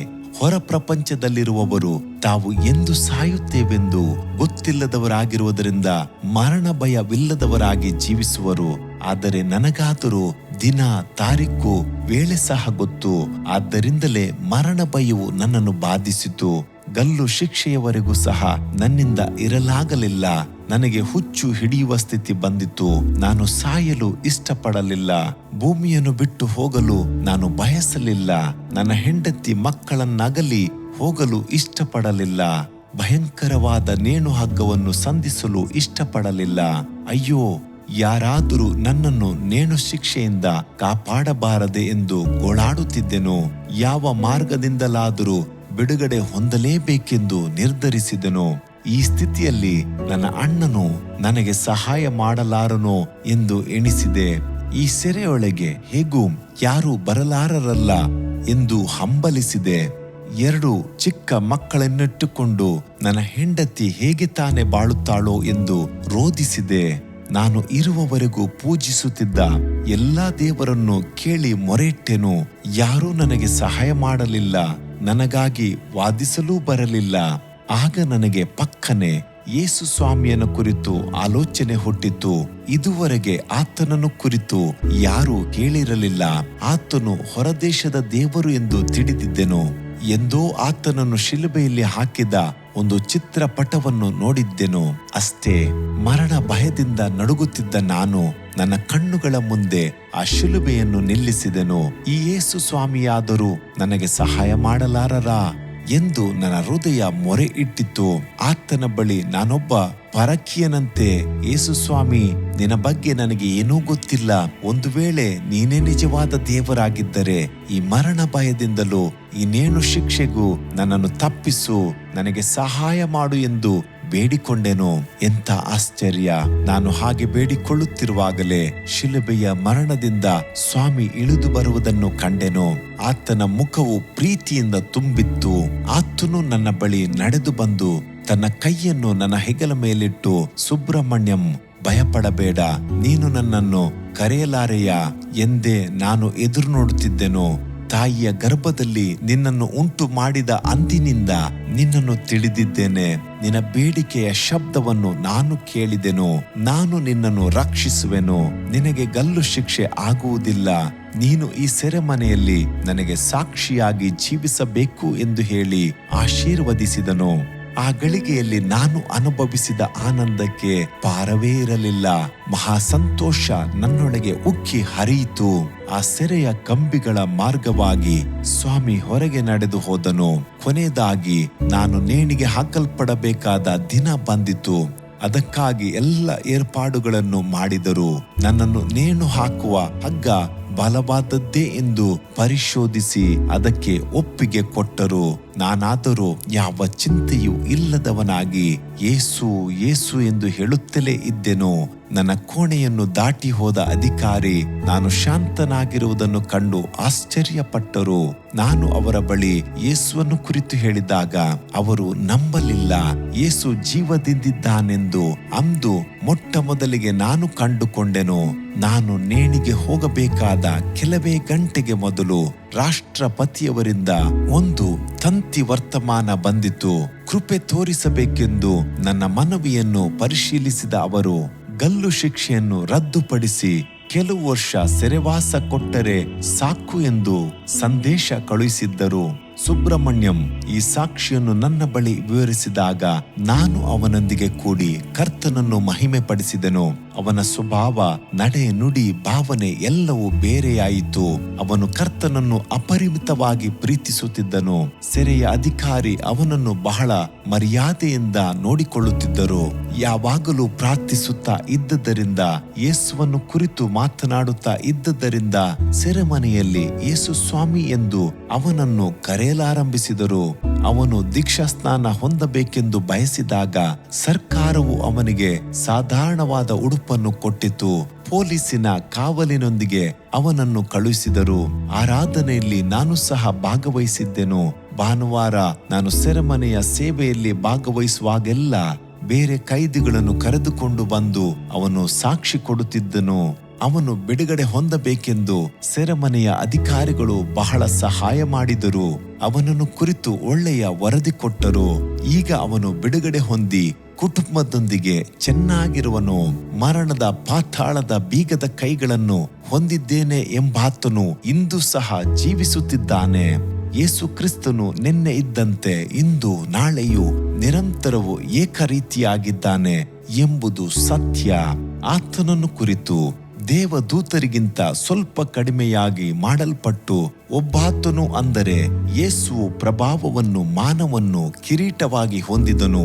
ತನ್ನ ಮರಣದಿಂದ ಮರಣಾಧಿಕಾರಿಯನ್ನು ಅಂದರೆ ಸೈತಾನನನ್ನು ಅಡಗಿಸಿ ಬಿಡುವುದಕ್ಕೂ ಮರಣದ ಭಯದ ದೆಸೆಯಿಂದ ತಮ್ಮ ಜೀವಮಾನದಲ್ಲೆಲ್ಲ ದಾಸತ್ವದೊಳಗಿದ್ದವರನ್ನ ಬಿಡಿಸುವುದಕ್ಕೂ ಅವರಂತೆ ರಕ್ತ ಮಾಂಸಧಾರಿಯಾದನು. ಇಬ್ರಿಯ 2:9-14-15. ಯೇಸು ಕ್ರಿಸ್ತನು ಮರಣದ ಬೀಗದ ಕೈಗಳನ್ನು ಮಾತ್ರವಲ್ಲ, ಪಾತಾಳದ ಬೀಗದ ಕೈಗಳನ್ನು ಹೊಂದಿದ್ದಾನೆ. ಎರಡನೇದಾಗಿ ಪಾತಾಳದ ಬೀಗದ ಕೈ. ಒಂದು ದೊಡ್ಡ ಬೆಟ್ಟದ ಶಿಖರದಿಂದ ಮೇಲಿನಿಂದ ಕೆಳಗೆ ಬೀಳುತ್ತಿರುವ ಒಬ್ಬ ಹುಡುಗನ ಸ್ಥಿತಿ ಏನು? ಕೆಳಗೆ ನೆಲವೆಂದು ಯಾವುದೂ ಇಲ್ಲ. ಕೆಳಗೆ ಇಳಿಯುತ್ತಲೇ ಇರುವ ಅವನ ಗತಿಯೇನು? ಕತ್ತಲೆ, ಕತ್ತಲೆ, ಎಲ್ಲೆಲ್ಲೂ ಕತ್ತಲೆ, ಆಧಾರವಿಲ್ಲದ ನೆಲೆ. ಪಾತಾಳಕ್ಕೆ ಹೋಗುವವನ ಗತಿಯು ಅದೇ ಆಗಿದೆ. ಬಹು ಆಳದೊಳಗೆ ಕುದಿಯುವ ಬೆಂಕಿಯ ಕೆರೆ ಇದೆ. ಅದು ನಿತ್ಯ ಯಾತನೆಯ ಸ್ಥಳ. ಪಾತಾಳಕ್ಕೆ ಇಳಿದು ಹೋದವನು ತಿರುಗಿ ಬರುವುದಿಲ್ಲ. ಯೋಬ 7:9. ಈ ಪಾತಾಳದಲ್ಲಿ ದೊಬ್ಬುವವನು ಮೇಲಕ್ಕೆ ಬರಮಾಡುವವನು ಆತನೇ. 1 ಸಾಮುವೇಲ 2:6. ಪಾತಾಳದ ಬೀಗದ ಕೈಯುಳ್ಳ ಕರ್ತನು ನಮಗೆ ವಾಗ್ದಾನ ಮಾಡಿ, ಪಾತಾಳದ ಬಲವು ನಿನ್ನನ್ನು ಸೋಲಿಸದು ಎಂದನು. ಮತ್ತಾಯ 6:18. ಅರಸನಾದ ದಾವೀದನು ಕೃತಜ್ಞತೆಯಿಂದ, ಕರ್ತನೇ, ನೀನು ಬಹಳವಾಗಿ ಕನಿಕರಿಸಿ ನನ್ನ ಪ್ರಾಣವನ್ನು ಪಾತಾಳದಿಂದ ತಪ್ಪಿಸಿದೀಯಲ್ಲ ಎನ್ನುತ್ತಾನೆ. ಕೀರ್ತನೆ 86:13. ಕ್ರಿಸ್ತನು ನಮ್ಮನ್ನು ಪಾತಾಳದ ಶಕ್ತಿಗೆ ತಪ್ಪಿಸಿ ಕಾಪಾಡುವುದಕ್ಕಾಗಿ ನಾವು ಆತನಿಗೆ ವಂದನೆ ಸಲ್ಲಿಸಬೇಕಲ್ಲವೇ? ಅನೇಕರು ನಿತ್ಯ ರಾಜ್ಯವನ್ನು ಕುರಿತು ಯೋಚಿಸುವುದಿಲ್ಲ. ಪಾತಾಳವನ್ನ ಕುರಿತು ಸಾಧಾರಣವಾಗಿ ಎಣಿಸುತ್ತಾರೆ. ಪಾತಾಳ ಎನ್ನುವುದು ಎಂಥ ಸ್ಥಳ ಗೊತ್ತೇ? ಸತ್ಯವೇದದಲ್ಲಿ ಒಬ್ಬ ದೂತನು ಪಾತಾಳದ ಬೀಗದ ಕೈಯಿಂದ ಪಾತಾಳವನ್ನು ತೆರೆದಾಗ ಏನು ಸಂಭವಿಸಿತು ಗೊತ್ತೇ? ಪ್ರಕಟಣೆ 9:2 ಓದಿ ನೋಡಿರಿ. ಅವನಿಗೆ ಅಧೋಲೋಕಕ್ಕೆ ಹೋಗುವ ಕೂಪದ ಬೀಗದ ಕೈ ಕೊಡಲ್ಪಟ್ಟಿತು. ಅವನು ಅಧೋಲೋಕದ ಕೂಪವನ್ನು ತೆರೆಯಲು ಕೂಪದಿಂದ ಬಂದ ಹೊಗೆ ದೊಡ್ಡ ಕುಲುಮೆಯ ಹೊಗೆಯಂತೆ ಏರಿತು. ಕೂಪದ ಹೊಗೆಯಿಂದ ಸೂರ್ಯನು ಆಕಾಶವು ಕತ್ತಲಾದವು. ಪಾತಾಳವನ್ನು ಒಮ್ಮೆ ತೆರೆದಾಗ ಸೂರ್ಯನು ಆಕಾಶವು ಅಂಧಕಾರವಾಯಿತು ಎನ್ನುವುದಾದರೆ ಅದು ಒಳಗೆ ಇನ್ನೆಷ್ಟು ಅಘೋರವಾಗಿರಬಹುದೆಂದು ಯೋಚಿಸಿ ನೋಡಿರಿ. ಪಾತಾಳದಲ್ಲಿ ಕ್ರಿಸ್ತ ವಿರೋಧಿ ಎಂಬ ಸುಳ್ಳು ಪ್ರವಾದಿ, ಪಿಶಾಚನೆಂಬ ಘಟಸರ್ಪ, ಚೇಳುಗಳಂತೆ ಕುಟುಕುವ ಕೀಟಗಳು ಇವೆ. ಅಲ್ಲಿ ಗೋಳಾಟವು, ಹಲ್ಲು ಕಡಿಯೋಣವು ಇರುವುದು. ದೇವ ಮಗುವೆ, ಯೇಸು ಕ್ರಿಸ್ತನೊಬ್ಬನೇ ಪಾತಾಳದ ಬಲಕ್ಕೆ ನಿನ್ನನ್ನು ತಪ್ಪಿಸಬಲ್ಲಾತನು. ಆತನೊಬ್ಬನೇ ಪಾಪ ಕ್ಷಮೆಯನ್ನು ನೀಡಿ ನಿನ್ನನ್ನು ಪವಿತ್ರಗೊಳಿಸಿ ಪರಲೋಕ ರಾಜ್ಯವನ್ನ ಕೊಡುವಾತನು. ನಿನ್ನ ಭವಿಷ್ಯವು ಆತನ ಹಸ್ತದಲ್ಲಿದೆ ಎಂಬುದನ್ನು ಮರೆಯದಿರು. ಒಂದು ನಿಮಿಷ ನಿನ್ನ ಬಗ್ಗೆ ಚಿಂತನೆ ಮಾಡಿ ನೋಡು. ನಿಜವಾಗಿಯೂ ನೀನು ರಕ್ಷಣೆ ಹೊಂದಿರುವೆಯಾ? ಪಾಪ ಕ್ಷಮೆಯ ನಿಶ್ಚಯ ನಿನಗಿದೆಯಾ? ಇಂದು ನೀನು ಸತ್ತರೆ ಪರಲೋಕದ ಬಾಗಿಲು ನಿನಗೆ ತೆರೆಯಲ್ಪಡುವುದೋ ಅಥವಾ ಪಾತಾಳದ ಬಾಯಿ ತೆರೆಯುವುದೋ? ಈಗಲೇ ಕ್ರಿಸ್ತನ ಬಳಿಗೆ ಬಂದು ಬಿಡು. ಆತನೇ ನಿನ್ನನ್ನು ಪಾಪಕ್ಕೆ ತಪ್ಪಿಸಿ ಪರಲೋಕದ ಮಾರ್ಗಕ್ಕೆ ಕೊಂಡೊಯ್ಯುವನು. ಆತನೇ ನಿನ್ನ ರಕ್ಷಕನು. ಅಧ್ಯಾಯ 5. ಜ್ಞಾನದ ಬೀಗದ ಕೈ. ಜ್ಞಾನಕ್ಕೆ ಸಾಧನವಾದ ಬೀಗದ ಕೈಯನ್ನು ತೆಗೆದು ಬಿಟ್ಟಿರಿ. ಲೂಕ 11:52. ಜ್ಞಾನವು ಒಂದು ಬೀಗದ ಕೈ. ಸತ್ಯವೇದದ ಜ್ಞಾನದಿಂದ ಕರ್ತನ ಮನಸ್ಸನ್ನು ತೆರೆಯುತ್ತೇವೆ. ಆತನ ಮನಸ್ಸನ್ನು ಅರಿಯುತ್ತೇವೆ. ಆತನ ಸ್ವಭಾವಗಳನ್ನು ತಿಳಿಯಲು ಪ್ರಯತ್ನಿಸಿ ಹೇಗೆ ನಡೆದರೆ ಆತನನ್ನು ಸಂತೋಷ ಪಡಿಸಬಹುದೆಂದು ಸತ್ಯವೇದ ವಾಕ್ಯಗಳ ಮೂಲಕ ನಾವು ಗ್ರಹಿಸುತ್ತೇವೆ. ಎಲ್ಲಕ್ಕೂ ಹೆಚ್ಚಾಗಿ ಕರ್ತನು ನಮಗೆ ಕೊಟ್ಟಿರುವ ವಾಗ್ದಾನವೆಂಬ ಬೀಗದ ಕೈ ಬಹಳ ಅವಶ್ಯ. ಆತನ ವಾಗ್ದಾನಗಳ ಅರಿವೆಂಬ ಬೀಗದ ಕೈಯಿಂದ ಪರಲೋಕ ಖಜಾನೆಗಳನ್ನು ತೆರೆಯುತ್ತೇವೆ. ಆತ್ಮನ ವರಗಳನ್ನು, ಮಹಿಮೆಯನ್ನು ನಾವು ಹೊಂದಿಕೊಳ್ಳುತ್ತೇವೆ. ನಿಶ್ಚಯವಾಗಿ ದೇವರ ವಾಗ್ದಾನಗಳು ಎಷ್ಟಿದ್ದರೂ ಕ್ರಿಸ್ತನಲ್ಲೇ ದೃಢವಾಗುತ್ತವೆ. 2 ಕೊರಿಂಥ 1:20.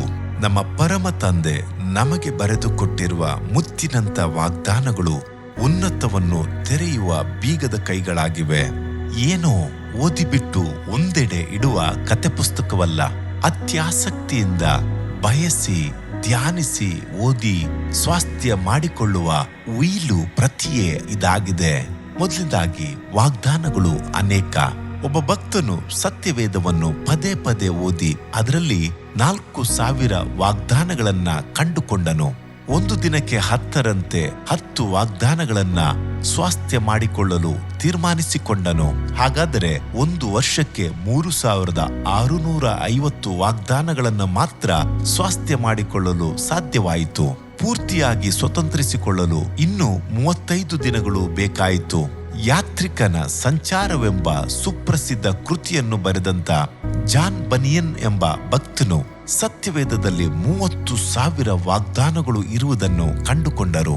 ಇಷ್ಟು ಹೇರಳವಾದ ವಾಗ್ದಾನಗಳು ಸತ್ಯವೇದದಲ್ಲಿದ್ದರೂ ಸಹ ಕರ್ತನು ಪ್ರತಿಯೊಂದನ್ನು ನೆರವೇರಿಸಲು ಮಹಿಮೆಯುಳ್ಳಾತನೇ ಆಗಿದ್ದಾನೆಂಬುದನ್ನು ನಾನು ಮನಪೂರ್ವಕವಾಗಿ ನಂಬುತ್ತೇನೆ ಎಂದರು. ಒಮ್ಮೆ ಡಿ.ಎಲ್. ಮೂಡಿ ಎಂಬ ಭಕ್ತನು ಕರ್ತನ ವಾಗ್ದಾನಗಳನ್ನು ಅರಿತುಕೊಳ್ಳಿರಿ. ಒಬ್ಬ ವಿಶ್ವಾಸಿಯು ಸತತವಾಗಿ 1 ತಿಂಗಳ ಕಾಲ ವಾಗ್ದಾನಗಳನ್ನು ಭೋಜನವಾಗಿ ಎಣಿಸಿ ಅದನ್ನ ಭುಜಿಸುವುದಾದರೆ ಅದರ ನಂತರ ಅವನೆಂದೂ ತನ್ನನ್ನು ದರಿದ್ರನೆಂದು ಹೇಳಿಕೊಳ್ಳಲಾರನು ಎಂದು ಹೇಳುತ್ತಾರೆ. ಅನೇಕರು ಕರ್ತನ ಮಹಿಮೆಯಾದ ವಾಗ್ದಾನಗಳನ್ನು ಅರಿಯದ ಜೀವಿತವನ್ನ ನಡೆಸುತ್ತಿದ್ದಾರೆ. ಕೊರತೆಗಳಿಂದ ಶೋಕಪೂರಿತವಾಗಿ ಜೀವಿಸುತ್ತಿದ್ದಾರೆ. ಆದಿಕಾಂಡ ಮೊದಲುಗೊಂಡು ಪ್ರಕಟಣೆಯ ಪುಸ್ತಕದವರೆಗೆ ಓದಿ ಧ್ಯಾನಿಸುವುದಾದರೆ ಕರ್ತನು ಯಾವ ರೀತಿಯಾಗಿ ಅಬ್ರಹಾಮನೊಂದಿಗೂ ಇಸಾಕನೊಂದಿಗೂ ವಾಗ್ದಾನ ಮಾಡಿದನು ಎಂಬುದನ್ನು, ಅವುಗಳನ್ನೆಲ್ಲ ಹೇಗೆ ನೆರವೇರಿಸಿದನೆಂಬುದನ್ನು ಅರಿತುಕೊಳ್ಳಬಹುದು. ಯಹೂದ್ಯರಿಗೆ ಕೊಡಲ್ಪಟ್ಟ ವಾಗ್ದಾನಗಳಾವುವು? ಅನ್ಯ ಜನರಿಗೆ ಕೊಡಲ್ಪಟ್ಟ ಸತ್ಯ ವಾರ್ತೆಗಳೇನು? ಪ್ರತಿಯೊಬ್ಬ ದೇವ ಮಕ್ಕಳಿಗೆ ಕರ್ತನು ಇಟ್ಟಿರುವ ಆಶೀರ್ವಾದಗಳೇನು ಎಂಬುದನ್ನು ಅರಿತುಕೊಳ್ಳಿರಿ. ಇಡೀ 1 ತಿಂಗಳು ಅದಕ್ಕೆಂದೇ ಮೀಸಲಿಟ್ಟು ಅರಿತುಕೊಳ್ಳುವುದಾದರೆ ಆತ್ಮದಲ್ಲಿ ನೀವು ಮಹಿಮೆಯಾದ ಬಲವನ್ನು ಪಡೆದುಕೊಳ್ಳುವಿರಿ. ಅದರ ನಂತರ 1 ದಿನವಾದರೂ ನಿಮ್ಮ ಬಲಹೀನತೆಯನ್ನು ಕುರಿತಾಗಲಿ ದಾರಿದ್ರ್ಯವನ್ನು ಕುರಿತಾಗಲಿ ನೀವು ಗುಣಗುಟ್ಟುವುದೇ ಇಲ್ಲ. ನಿಮ್ಮ ತಲೆ ಎತ್ತಿ ಕರ್ತನ ಕೃಪೆಯನ್ನು ಆತನ ಐಶ್ವರ್ಯವನ್ನು ಕುರಿತು ಹಾಡಿ ಹೊಗಳುವಿರಿ ಎಂದು ಆ ಸತ್ಯವೇದದ ಪಂಡಿತರು ಹೇಳುತ್ತಾರೆ. ಅಮೆರಿಕದ ಟೈಮ್ಸ್ ಎಂಬ ಪ್ರಸಿದ್ಧಿಯಾದ ಪತ್ರಿಕೆಯು ಸತ್ಯವೇದದಲ್ಲಿರುವ ವಾಗ್ದಾನಗಳನ್ನು ಕುರಿತು ಪರಿಶೋಧನೆ ನಡೆಸಿತು. ಒಬ್ಬ ವೇದ ಪಂಡಿತರು 1.5 ವರ್ಷಗಳ ಕಾಲ ಹಗಲು ರಾತ್ರಿ ಇದಕ್ಕಾಗಿ ಶ್ರಮಿಸಿದರು. 27 ಸಾರಿ ಪದೇ ಪದೇ ಸತ್ಯವೇದವನ್ನು ಓದಿ ಸತ್ಯವೇದದಲ್ಲಿ 7,487 ವಾಗ್ದಾನಗಳನ್ನು ಹುಡುಕಿ ಕಂಡುಹಿಡಿದರು. ಹಳೆ ಒಡಂಬಡಿಕೆಯಲ್ಲಿ ಒಟ್ಟು ವಾಕ್ಯಗಳು 23,178, ಹೊಸ ಒಡಂಬಡಿಕೆಯ ಒಟ್ಟು ವಾಕ್ಯಗಳು 7,890, ಸತ್ಯವೇದದಲ್ಲಿರುವ ವಾಕ್ಯಗಳು 31,068. ಕರ್ತನು ಮಾನವನಿಗೆ ಕೊಟ್ಟಿರುವ ವಾಗ್ದಾನ ವಚನಗಳು 7,487. ದೇವದೂತರ ಮೂಲಕ ಮನುಷ್ಯರಿಗೆ ಕೊಡಲ್ಪಟ್ಟವುಗಳು ಒಟ್ಟು 21. ಒಟ್ಟಾಗಿ 7,508 ವಾಗ್ದಾನಗಳು. ಸತ್ಯವೇದದಲ್ಲಿ ಇವು ಮಾಣಿಕ್ಯದಂತೆ ಪ್ರಜ್ವಲಿಸುತ್ತಿವೆ. ಅಪೊಸ್ತಲನಾದ ಪೇತ್ರನು ದೈವ ಸ್ವಭಾವದಲ್ಲಿ ಪಾಲನ್ನು ಹೊಂದುವವರಾಗಿರಬೇಕೆಂಬ ಉದ್ದೇಶದಿಂದ ದೇವರು ತನ್ನ ಪ್ರಭಾವ ಗುಣಾತಿಶಯಗಳಿಂದ ಅಮೂಲ್ಯವಾಗಿಯೂ ಉತ್ಕೃಷ್ಟವಾಗಿಯೂ ಇರುವ ವಾಗ್ದಾನಗಳನ್ನು ನಮಗೆ ದಯಪಾಲಿಸಿದ್ದಾನೆ ಎಂದು ಹೇಳುತ್ತಾನೆ. 2 ಪೇತ್ರ 1:4. ಅಮೂಲ್ಯವೂ ಉತ್ಕೃಷ್ಟವೂ ಆದ ವಾಗ್ದಾನಗಳು ನಮಗಾಗಿಯೇ ಕೊಡಲ್ಪಟ್ಟಿವೆ. 2ನೇದಾಗಿ, ವಾಗ್ದಾನಗಳ ದೇವರು. ಭೂಮ್ಯಾಕಾಶಗಳು ಅಳಿದು ಹೋಗುವು, ಆದರೆ ನನ್ನ ಮಾತುಗಳು ಅಳಿದು ಹೋಗುವುದೇ ಇಲ್ಲ. ಮತ್ತಾಯ 24:35. ಸರ್ಕಾರ ಅದನ್ನು ವಾಗ್ದಾನ ಮಾಡುವುದಾದರೆ ಅದನ್ನು ನಾವು ಕೂಡಲೇ ನಂಬುತ್ತೇವೆ. ಸರ್ಕಾರವು ನೆರವೇರಿಸುತ್ತದೆ ಎಂದು ನಿರೀಕ್ಷೆಯಿಂದ ಎದುರು ನೋಡುತ್ತೇವೆ. ಬ್ಯಾಂಕ್ನಲ್ಲಿ ಶೇಕಡ ಇಷ್ಟು ಬಡ್ಡಿ ಕೊಡುತ್ತಾರೆಂದರೆ ನಮ್ಮ ಹಣವನ್ನು ಅದರಲ್ಲಿ ತೊಡಗಿಸಿಡುತ್ತೇವೆ. ಸರ್ಕಾರವನ್ನು, ಬ್ಯಾಂಕ್ಗಳನ್ನು ನಾವು ನಂಬುತ್ತೇವಾದರೆ ಕರ್ತನ ವಾಗ್ದಾನಗಳನ್ನು ನಾವು ಪೂರ್ಣವಾಗಿ ನಂಬಬೇಕಲ್ಲವೇ? ವಾಗ್ದಾನ ಮಾಡಿದಾತನು ನಂಬಿಗಸ್ತನು. ಆತನು ಮಾಡಿದ ಅತಿ ಶ್ರೇಷ್ಠ ವಾಗ್ದಾನಗಳಲ್ಲಿ ಒಂದು ಸಹ ತಪ್ಪಿ ಹೋಗಲಿಲ್ಲ. 1 ಅರಸು 8:56.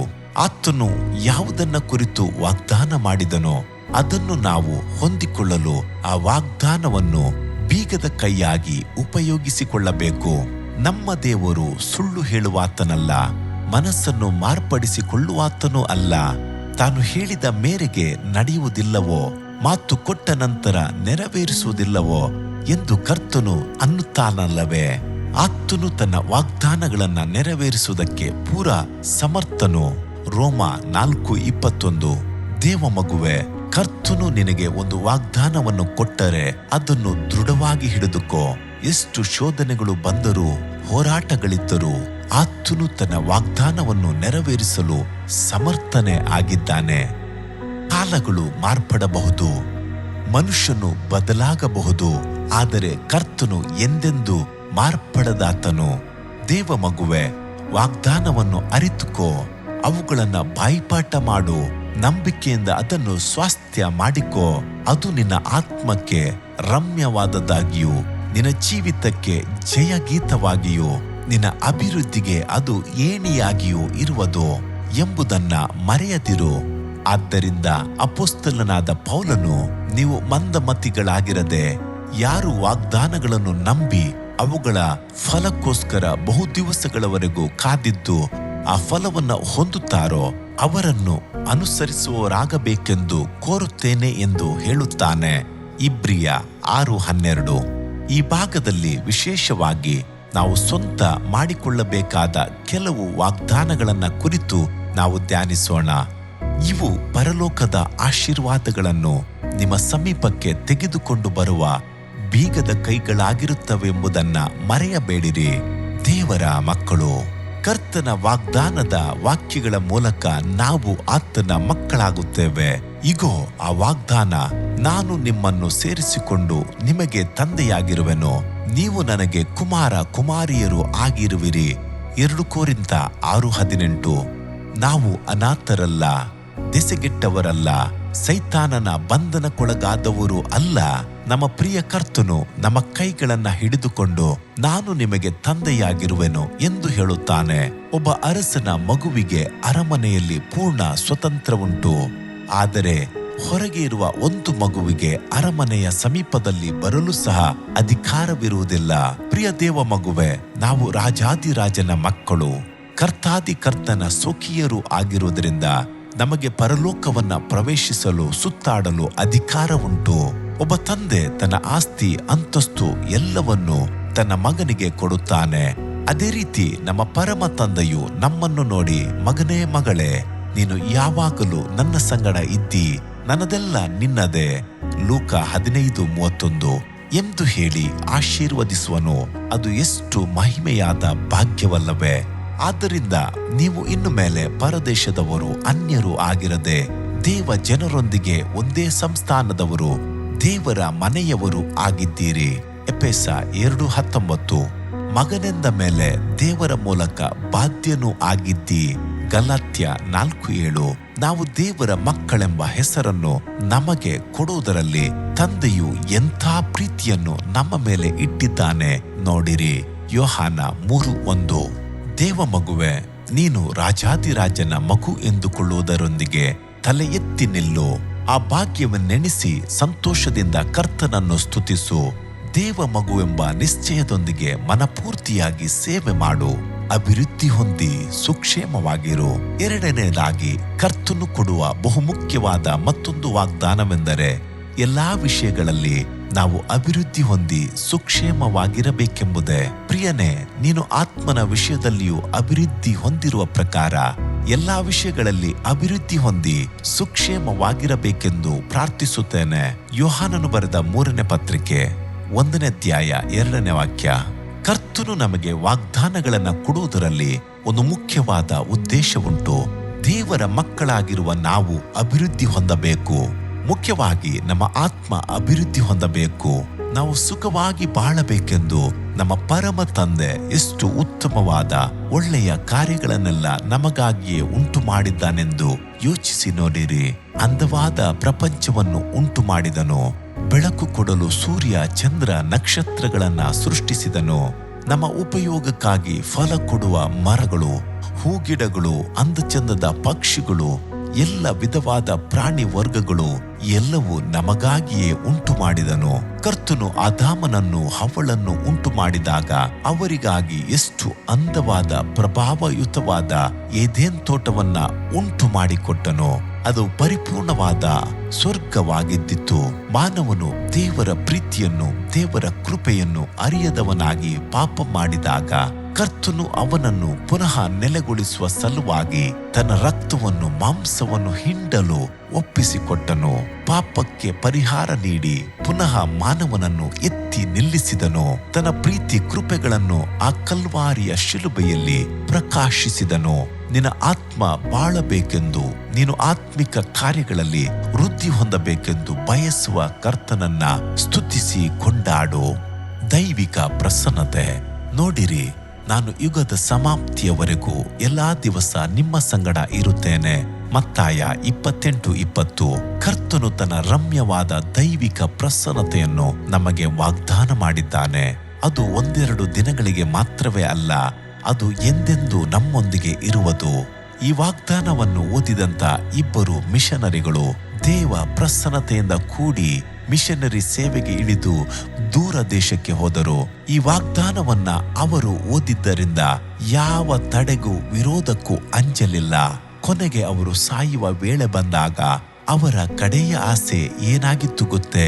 ತಮ್ಮ ಸಮಾಧಿಯಲ್ಲಿ ಮತ್ತಾಯ 28:20 ವಾಕ್ಯವನ್ನು ವಾಗ್ದಾನವಾಗಿ ಕೆತ್ತಬೇಕು ಎಂದು ಕೇಳಿಕೊಂಡರು. ಆಫ್ರಿಕಾ ದೇಶದ ಕಾಡುಗಳಿಗೆ ಧೈರ್ಯವಾಗಿ ಸ್ವಾರ್ಥ ಸಾರುವುದಕ್ಕಾಗಿ ಹೋದಂತ ಡೇವಿಡ್ ಲಿವಿಂಗ್ಸ್ಟನ್ಗೆ ಬಹು ಮೆಚ್ಚಿನ ವಾಗ್ದಾನ ವಚನ ಇದೇ ಆಗಿತ್ತು. ಅನೇಕ ಸಾರಿ ಕಾಡಿನಲ್ಲಿ ಸಿಂಹಗಳು ಇವರ ಮೇಲೆ ಹಾರಿದವು. ಕಾಡು ಜನರು ಅವರನ್ನ ಕೊಲ್ಲಲು ಪ್ರಯತ್ನಿಸಿದರು. ಆದರೂ ಯುಗದ ಸಮಾಪ್ತಿಯವರೆಗೂ ನಿಮ್ಮೊಂದಿಗಿರುವೆನು ಎಂಬ ಆ ವಾಗ್ದಾನವು ಅವರನ್ನು ಬಲಪಡಿಸುತ್ತಿತ್ತು, ಕಾಪಾಡಿತ್ತು. ಅವರು ಹೇಳಿದರು, ಒಬ್ಬ ಗಣ್ಯ ವ್ಯಕ್ತಿಯ ಮಾತುಗಳನ್ನು ನಾವು ಕೇಳುವಾಗ ನಾವು ಅದನ್ನು ನಂಬುತ್ತೇವೆ. ಹಾಗಿರುವಾಗ ಪರಲೋಕದ ದೇವರ ವಾರ್ತೆಯ ಮೇಲೆ, ವಾಕ್ಯದ ಮೇಲೆ ಎಷ್ಟೋ ಪಾಲು ಹೆಚ್ಚಾಗಿ ನಂಬಿಕೆ ಇಡುವುದು ಅಗತ್ಯವಲ್ಲವೇ? ಯಜಮಾನನು ನನಗೆ ಮಾತು ಕೊಟ್ಟಿದ್ದಾನೆ, ಆತನೇ ಮಾರ್ಗ ತೋರಿಸುವನು, ಆತನನ್ನೇ ನಾನು ಹಿಂಬಾಲಿಸುವೆನು. ಇದು ಆತನ ಅಚಲವಾದ ನಂಬಿಕೆಯಾಗಿತ್ತು. ದೇವ ಪ್ರಸನ್ನತೆಯನ್ನು ಅರಿತಂತ ದಾವಿದನು, ನಾನು ಕರ್ತನನ್ನು ಯಾವಾಗಲೂ ನನ್ನೆದುರಿಗೆ ಇಟ್ಟುಕೊಂಡಿದ್ದೇನೆ ಎಂದು ಹೇಳಿ ಆನಂದಿಸುತ್ತಾನೆ. ಕೀರ್ತನೆ 16:8. ದೇವ ಮಗುವೆ, ಕರ್ತನ ಪ್ರಸನ್ನತೆ ನಿನಗೆ ಸಿಗುವುದಾದರೆ ಅದು ಮಹಾಭಾಗ್ಯ. ಅದನ್ನ ನೀನು ಯಾವ ವಿಧದಲ್ಲೂ ಕಳೆದುಕೊಳ್ಳಬಾರದು. ಕರ್ತನನ್ನು ಯಾವಾಗಲೂ ಸಂತೋಷಪಡಿಸಿ ಆತನ ಸನ್ನಿಧಿಯಲ್ಲಿ ದೀನತೆಯಿಂದ ನಡೆದುಕೋ.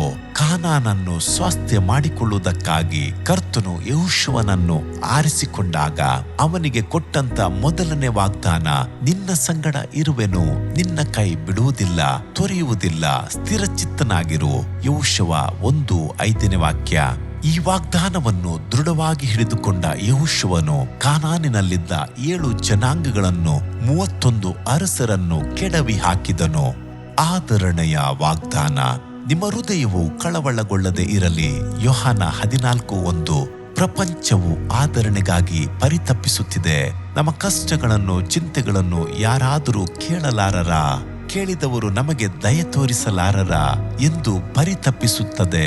ನನಗೆ ಬರುವ ಪತ್ರಗಳಲ್ಲಿ ವಾಚಕರು ತಮ್ಮ ಸಮಸ್ಯೆಗಳನ್ನು, ಮನಸ್ಸಿನ ಭಾರಗಳನ್ನೆಲ್ಲ ಸುರಿದು ಪತ್ರ ಬರೆದು ಕೊನೆಯಲ್ಲಿ, ಸಹೋದರ, ಆದರಣೆಗಾಗಿ ನಮಗೆ ಉತ್ತರ ಬರೆಯಿರಿ, ಆದರಣೆಯ ವಾಗ್ದಾನಗಳನ್ನ ಬರೆಯಿರಿ ಎಂದು ಕೇಳಿಕೊಳ್ಳುತ್ತಾರೆ. ಕರ್ತನೊಬ್ಬನೇ ಆದರಣಾ ಕರ್ತನು.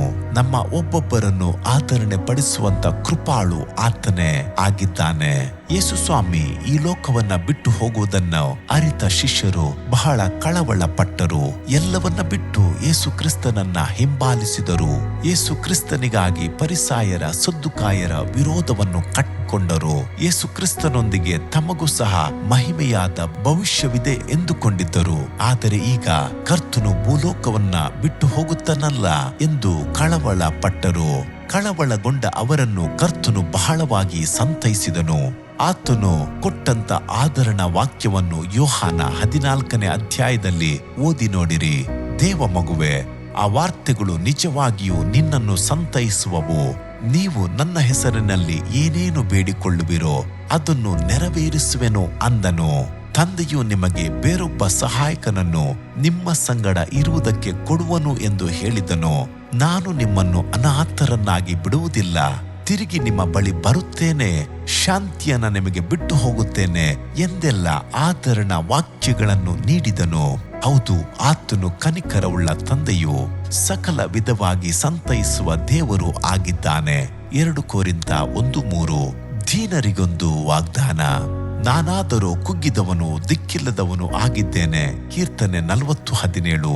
ಸಮೀಪ ಕಾಲದಲ್ಲಿ ನನಗೆ ಕಾಣಿಕೆ ಕಳುಹಿಸಿದ ಸಹೋದರಿ, ಅಯ್ಯ, ಈ ಬಡಪಾಪಿಯ ಕಾಣಿಕೆಯನ್ನು ಕನಿಕರಪಟ್ಟು ಅಂಗೀಕರಿಸಿರಿ ಎಂದು ಬರೆದಿದ್ದಳು.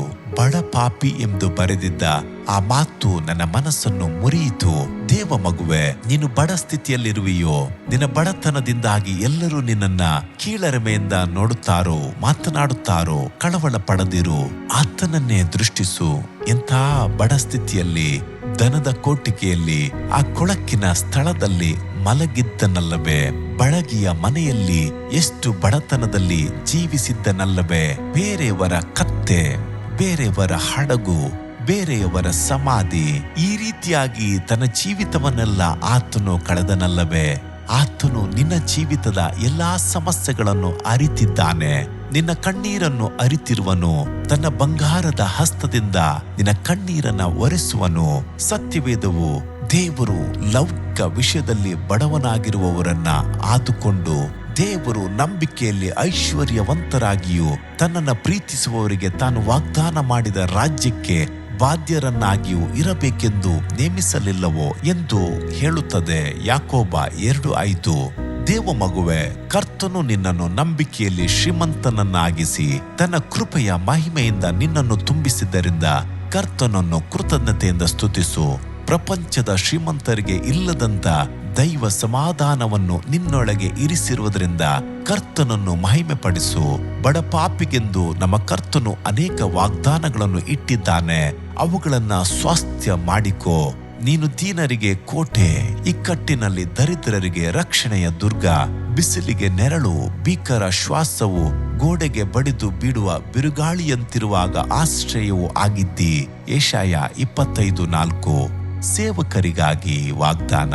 ನಾನು ನನ್ನ ಹೆಸರನ್ನು ನಿಮ್ಮ ನೆನಪಿಗೆ ಬರಮಾಡುವ ಎಲ್ಲಾ ಸ್ಥಳಗಳಲ್ಲಿಯೂ ನಿಮ್ಮ ಬಳಿಗೆ ಬಂದು ನಿಮ್ಮನ್ನು ಆಶೀರ್ವದಿಸುವೆನು. ವಿಮೋಚನ ಕಾಂಡ 20:24.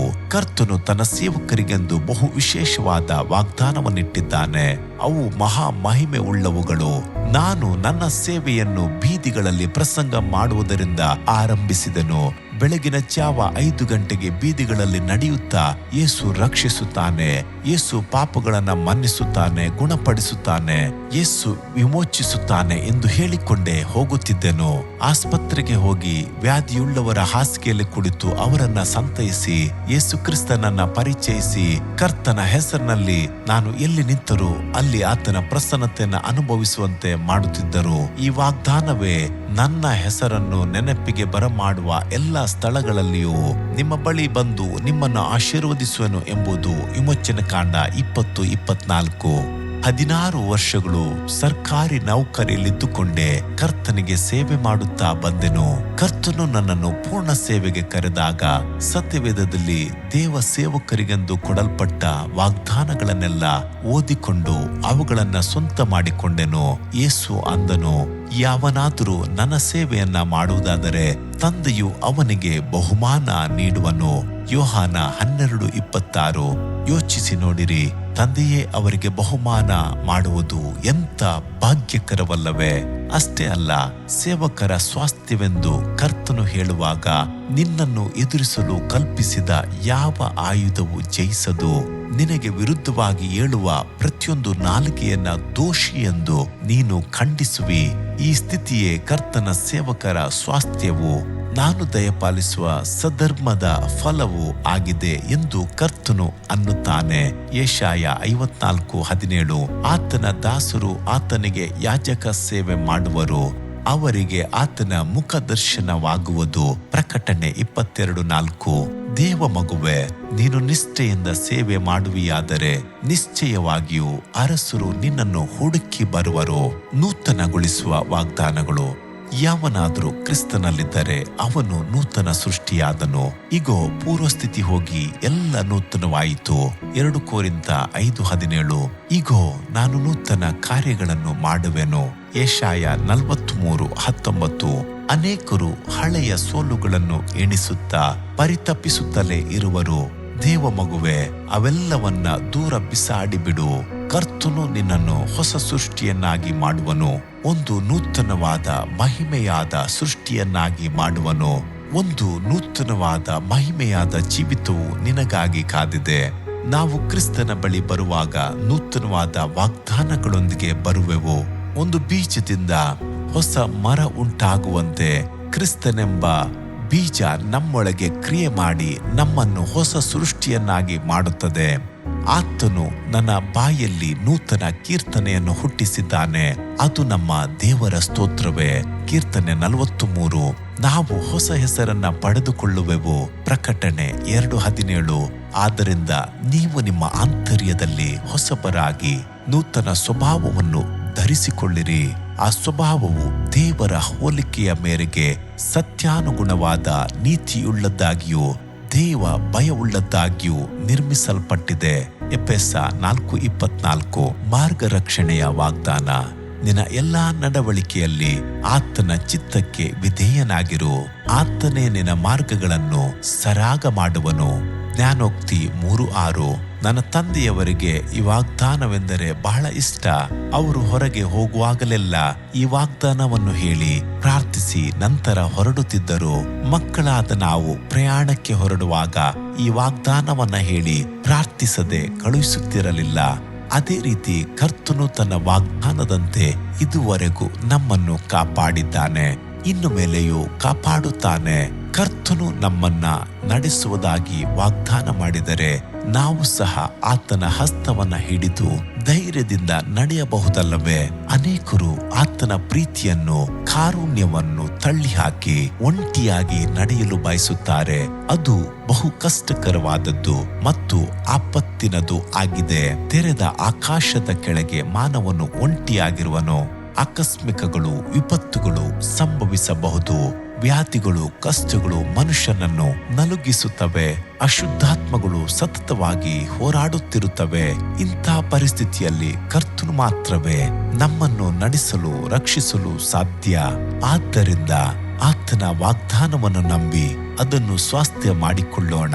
ಕರ್ತನಲ್ಲಿ ಭಯಭಕ್ತಿಯುಳ್ಳವರ ಸುತ್ತಲೂ ಆತನ ದೂತರನ್ನ ದಂಡಿಳಿಸಿ ಕಾವಲಾಗಿದ್ದು ಕಾಪಾಡುತ್ತಾನೆ. ಕೀರ್ತನೆ 34:7. ಪರಾತ್ಪರನ ಮರೆ ಹೊಕ್ಕಿರುವವನು ಸರ್ವಶಕ್ತನ ಆಶ್ರಯದಲ್ಲಿ ಸುರಕ್ಷಿತನಾಗಿರುವನು. ಕೀರ್ತನೆ 91:1. ಪರ್ವತಗಳು ಯೆರೂಸಲೇಮಿನ ಸುತ್ತಲೂ ಹೇಗೋ ಹಾಗೆಯೇ ಕರ್ತನು ಇಂದಿನಿಂದ ಸದಾಕಾಲವು ತನ್ನ ಜನರ ಸುತ್ತಲೂ ಇರುವನು. ಕೀರ್ತನೆ 125:2. ಜಯದ ವಾಗ್ದಾನ. ಯೇಸು ಕ್ರಿಸ್ತನ ಮೂಲಕ ನಮಗೆ ಜಯವನ್ನು ಕೊಟ್ಟಿದ್ದಾನೆ. ಆತನಿಗೆ ಸ್ತೋತ್ರ. 1 ಕೊರಿಂಥ 15:57. ನಾವು ಜಯಶಾಲಿಗಳಾಗಲು ಕರೆಯಲ್ಪಟ್ಟಿದ್ದೇವೆ. ನಮ್ಮ ದೇವರು ಜಯಕ್ರಿಸ್ತನಾಗಿದ್ದಾನೆ. ನಾವು ಜಯಶಾಲಿಗಳಾಗೋಣ. ಜಯದ ವಾಗ್ದಾನ. ಯೇಸು ಕ್ರಿಸ್ತನ ಮೂಲಕ ನಮಗೆ ಜಯವನ್ನು ಕೊಟ್ಟಿದ್ದಾನೆ. ಆತನಿಗೆ ಸ್ತೋತ್ರ. 1 ಕೊರಿಂಥ 15:57. ನಾವು ಜಯಶಾಲಿಗಳಾಗಲು ಕರೆಯಲ್ಪಟ್ಟಿದ್ದೇವೆ. ನಮ್ಮ ದೇವರು ಜಯ ಕ್ರಿಸ್ತನಾಗಿದ್ದಾನೆ. ನಾವು ಜಯಶಾಲಿಗಳಾಗೋಣ. ಆತ್ಮಿಕ ಜೀವಿತದ ಅನುಭವಗಳಲ್ಲಿ ಅನೇಕ ಜಯದ ವಾಗ್ದಾನಗಳಿವೆ. ಸತ್ಯವೇದವು ಹೇಳುತ್ತದೆ, ಯಜ್ಞದ ಕುರಿಯಾದಾತನ ರಕ್ತದ ಬಲದಿಂದಲೂ ತನ್ನ ವಾಕ್ಯದ ಬಲದಿಂದಲೂ ಅವನನ್ನು ಜಯಿಸಿದರು. ಪ್ರಕಟಣೆ 12:11. ದೇವ ಮಗುವೆ, ಜಯದ ವಾಗ್ದಾನವನ್ನು ದೃಢವಾಗಿ ಹಿಡಿದುಕೋ. ನಮ್ಮನ್ನು ಪ್ರೀತಿಸಿದಾತನ ಮೂಲಕವಾಗಿ ನಾವು ಈ ಎಲ್ಲ ವಿಷಯಗಳಲ್ಲಿ ಪೂರ್ಣ ಜಯಶಾಲಿಗಳಾಗುತ್ತೇವೆ. ರೋಮ 8:37. ಹೊಸ ಒಡಂಬಡಿಕೆಯಲ್ಲಿ ನಮಗೆ ನಿತ್ಯ ಕಾನಾನನ್ನು, ಹೊಸ ಯೆರೂಸಲೇಮನ್ನು ವಾಗ್ದಾನ ಮಾಡಿದ್ದಾನೆ. ನಿಮಗೆ ಸ್ಥಳವನ್ನು ಸಿದ್ಧ ಮಾಡುವುದಕ್ಕೆ ಹೋಗುತ್ತೇನಲ್ಲ, ನಾನು ಹೋಗಿ ನಿಮಗೆ ಸ್ಥಳವನ್ನು ಸಿದ್ಧ ಮಾಡಿದ ಮೇಲೆ ತಿರುಗಿ ಬಂದು ನಿಮ್ಮನ್ನು ಕರಕೊಂಡು ಹೋಗಿ ನನ್ನ ಬಳಿಗೆ ಸೇರಿಸಿಕೊಳ್ಳುವೆನು. ಯೋಹಾನ 14:2-3 ವಾಕ್ಯ. ಜಯ ಹೊಂದುವವನು ಇವುಗಳಿಗೆ ಬಾಧ್ಯನಾಗುವನು. ನಾನು ಅವನಿಗೆ ದೇವರಾಗಿರುವೆನು, ಅವನು ನನಗೆ ಮಗನಾಗಿರುವನು. ಪ್ರಕಟಣೆ 21:7. ದೇವ ಮಗುವೆ, ಈ ವಾಗ್ದಾನಗಳೆಲ್ಲವೂ ನಿನ್ನದು. ಅವು ಮಹಿಮೆಯುಳ್ಳ ಬೀಗದ ಕೈಗಳು. ಒಂದು ಮನೆಗೆ ಒಂದು ಬೀಗದ ಕೈಯನ್ನು ಹಾಕಿ ಹೇಗೆ ತೆರೆಯುವೆವೋ ಹಾಗೆಯೇ ಪರಲೋಕದ ಖಜಾನೆಯಲ್ಲಿರುವ ಕರ್ತನ ಆಶೀರ್ವಾದಗಳನ್ನೆಲ್ಲ ವಾಗ್ದಾನದ ಬೀಗದ ಕೈಗಳಿಂದ ತೆರೆದು ಸ್ವಾಸ್ಥ್ಯ ಮಾಡಿಕೊಳ್ಳುವೆವು. ಪವಿತ್ರ ಜೀವಿತಕ್ಕಾಗಿ ವಾಗ್ದಾನಗಳು, ಸೇವೆಗಾಗಿ ವಾಗ್ದಾನಗಳು, ವೈರಿಯ ಮೇಲೆ ಜಯಗಳಿಸುವ ವಾಗ್ದಾನಗಳು, ಫಲ ಕೊಡುವ ಜೀವಿತದ ವಾಗ್ದಾನಗಳು, ಆತ್ಮನ ವರಗಳನ್ನ ಹೊಂದಿಕೊಳ್ಳುವುದಕ್ಕಾದ ವಾಗ್ದಾನಗಳು ಎಲ್ಲವೂ ಸತ್ಯವೇದದಲ್ಲಿ ಅಡಗಿವೆ. ನೀನು 30-60 ಫಲ ಕೊಡಬೇಕು. ನಿನ್ನ ಫಲವನ್ನು ಕರ್ತನು ಅಪೇಕ್ಷೆಯಿಂದ ಎದುರು ನೋಡುತ್ತಿರುವನು. ಒಂದು ವೇಳೆ ನೀನು 30ರಷ್ಟು ಫಲವನ್ನ ಕೊಡುವವನಾಗಿರುವುದಾದ್ರೆ ಇನ್ನೂ ಹೆಚ್ಚಾದ ಆತ್ಮಿಕ ಜೀವಿತವನ್ನ ಸ್ವಾಸ್ಥ್ಯ ಮಾಡಿಕೊಂಡು 60ರಷ್ಟು ಫಲ ಕೊಡಲು ಪ್ರಯತ್ನಿಸು. 60ರಷ್ಟು ಫಲ ಕೊಡುವವನಾಗಿರುವುದಾದ್ರೆ 100ರಷ್ಟು ಫಲ ಕೊಡಲು ಪ್ರಯತ್ನಿಸು. ಆತ್ಮಿಕ ಜೀವಿತದಲ್ಲಿ ಸಂತೃಪ್ತಿ ಬರಲೇಬಾರದು. ಮುಂದುವರಿಯಬೇಕು. ವೃದ್ಧಿ ಹೊಂದಬೇಕೆಂಬ ದಾಹ ಇರಬೇಕು. 100ರಷ್ಟು ಕೊಡುವೆಯಾದರೆ ಅಷ್ಟೇ ಸಾಕೆಂಬ ಮನೋಭಾವ ಬರಬಾರದು. 1000 ಪಾಲು ಹೊಂದಿಕೊಳ್ಳಲು ಪ್ರಯತ್ನಿಸಬೇಕು. ಸತ್ಯವೇದವು ಹೇಳುತ್ತದೆ, ನೀವು ಈಗ ಇರುವುದಕ್ಕಿಂತಲೂ ಇನ್ನೂ 1000ದಷ್ಟಾಗುವಂತೆ ನಿಮ್ಮ ಪಿತೃಗಳ ದೇವರಾದ ಕರ್ತನು ನಿಮ್ಮನ್ನು ಹೆಚ್ಚಿಸಿ ತಾನು ವಾಗ್ದಾನ ಮಾಡಿದ ಪ್ರಕಾರವೇ ನಿಮಗೆ ಶುಭಗಳನ್ನು ಅನುಗ್ರಹಿಸಲಿ. ಧರ್ಮೋಪದೇಶ ಕಾಂಡ 1:11. 1000 ಪಾಲು ಆಶೀರ್ವಾದಗಳು. ದೇವ ಮಗುವೆ, ನೀನು ಈ ವಾಕ್ಯಗಳನ್ನು ನಂಬಿಕೊಂಡು ಮುಂದುವರಿಯಲು ದೃಢವಾಗಿ ತೀರ್ಮಾನಿಸುವಿಯಾದರೆ 1000 ಪಾಲು ಆಶೀರ್ವಾದ ಹೊಂದುವಿ. ನಮ್ಮ ಕರ್ತನು ಉದಾರವಾಗಿ ಹೇರಳವಾಗಿ ಅಳತೆ ಇಲ್ಲದೆ ಕೊಡುವಾತನಾಗಿದ್ದಾನೆ. ಒಮ್ಮೆ ಕರ್ತನು ಒಬ್ಬ ಸೇವಕನಿಗೆ ಅನೇಕ ಪಾಲು ಆಶೀರ್ವಾದಗಳನ್ನು ಕೊಡುವುದಾಗಿ ವಾಗ್ದಾನ ಮಾಡಿದನು. ಆದರೆ ಆ ಸೇವಕರಾದರೂ ಅದನ್ನು ಕುರಿತು ಹೆಚ್ಚು ಆಕಾಂಕ್ಷೆ ಇಲ್ಲದವರಾಗಿದ್ದರು. ತನ್ನ ಸ್ಥಳವನ್ನು ವಿಶಾಲಪಡಿಸಲು ಕಾತರ ಇಲ್ಲದವರಾಗಿದ್ದರು. ಪಕ್ಕನೆ ಕರ್ತನ ಸಮಯ ಒದಗಿ ಬಂದಿತು. ಎಲ್ಲಿಂದಲೋ 100 ಗಟ್ಲೆ 1000 ಗಟ್ಲೆ ಆತ್ಮಗಳು ಆ ಸೇವಕರ ಬಳಿ ಬರಲಾರಂಭಿಸಿದವು. ಆ ಸೇವಕರು ಸಾಧಾರಣವಾಗಿ ಪ್ರಸಂಗಿಸುತ್ತಿದ್ದರು. ಹೇರಳವಾಗಿ ಜನರು ಬರಲಾರಂಭಿಸಿದರು. ಅನೇಕರು ರಕ್ಷಣೆ ಹೊಂದಿದರು, ಅನೇಕರು ಸೌಖ್ಯ ಹೊಂದಿದರು.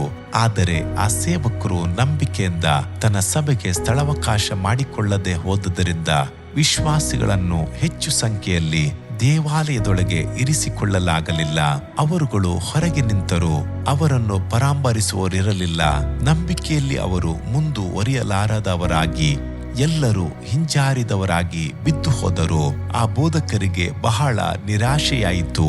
ದೇವ ಮಗುವೆ, ಕರ್ತನು ಮುಟ್ಟುತ್ತೇನೆಂದರೆ ಖಂಡಿತಲೂ ಆತನು ಮುಟ್ಟುತ್ತಾನೆ. ಆದ್ದರಿಂದ ಯಾವಾಗಲೂ ಕೊರತೆಯನ್ನೇ ಹೇಳಿಕೊಂಡಿರದೆ ಆತನ ವಾಗ್ದಾನವನ್ನ ಸ್ವಾಸ್ಥ್ಯ ಮಾಡಿಕೋ. 1000 ಪಾಲು ಆಶೀರ್ವಾದಗಳ ಬೀಗದ ಕೈ ನಿನ್ನಲ್ಲಿವೆ. ಆಮೇನ್. ಹಾಲೆಲೂಯಾ.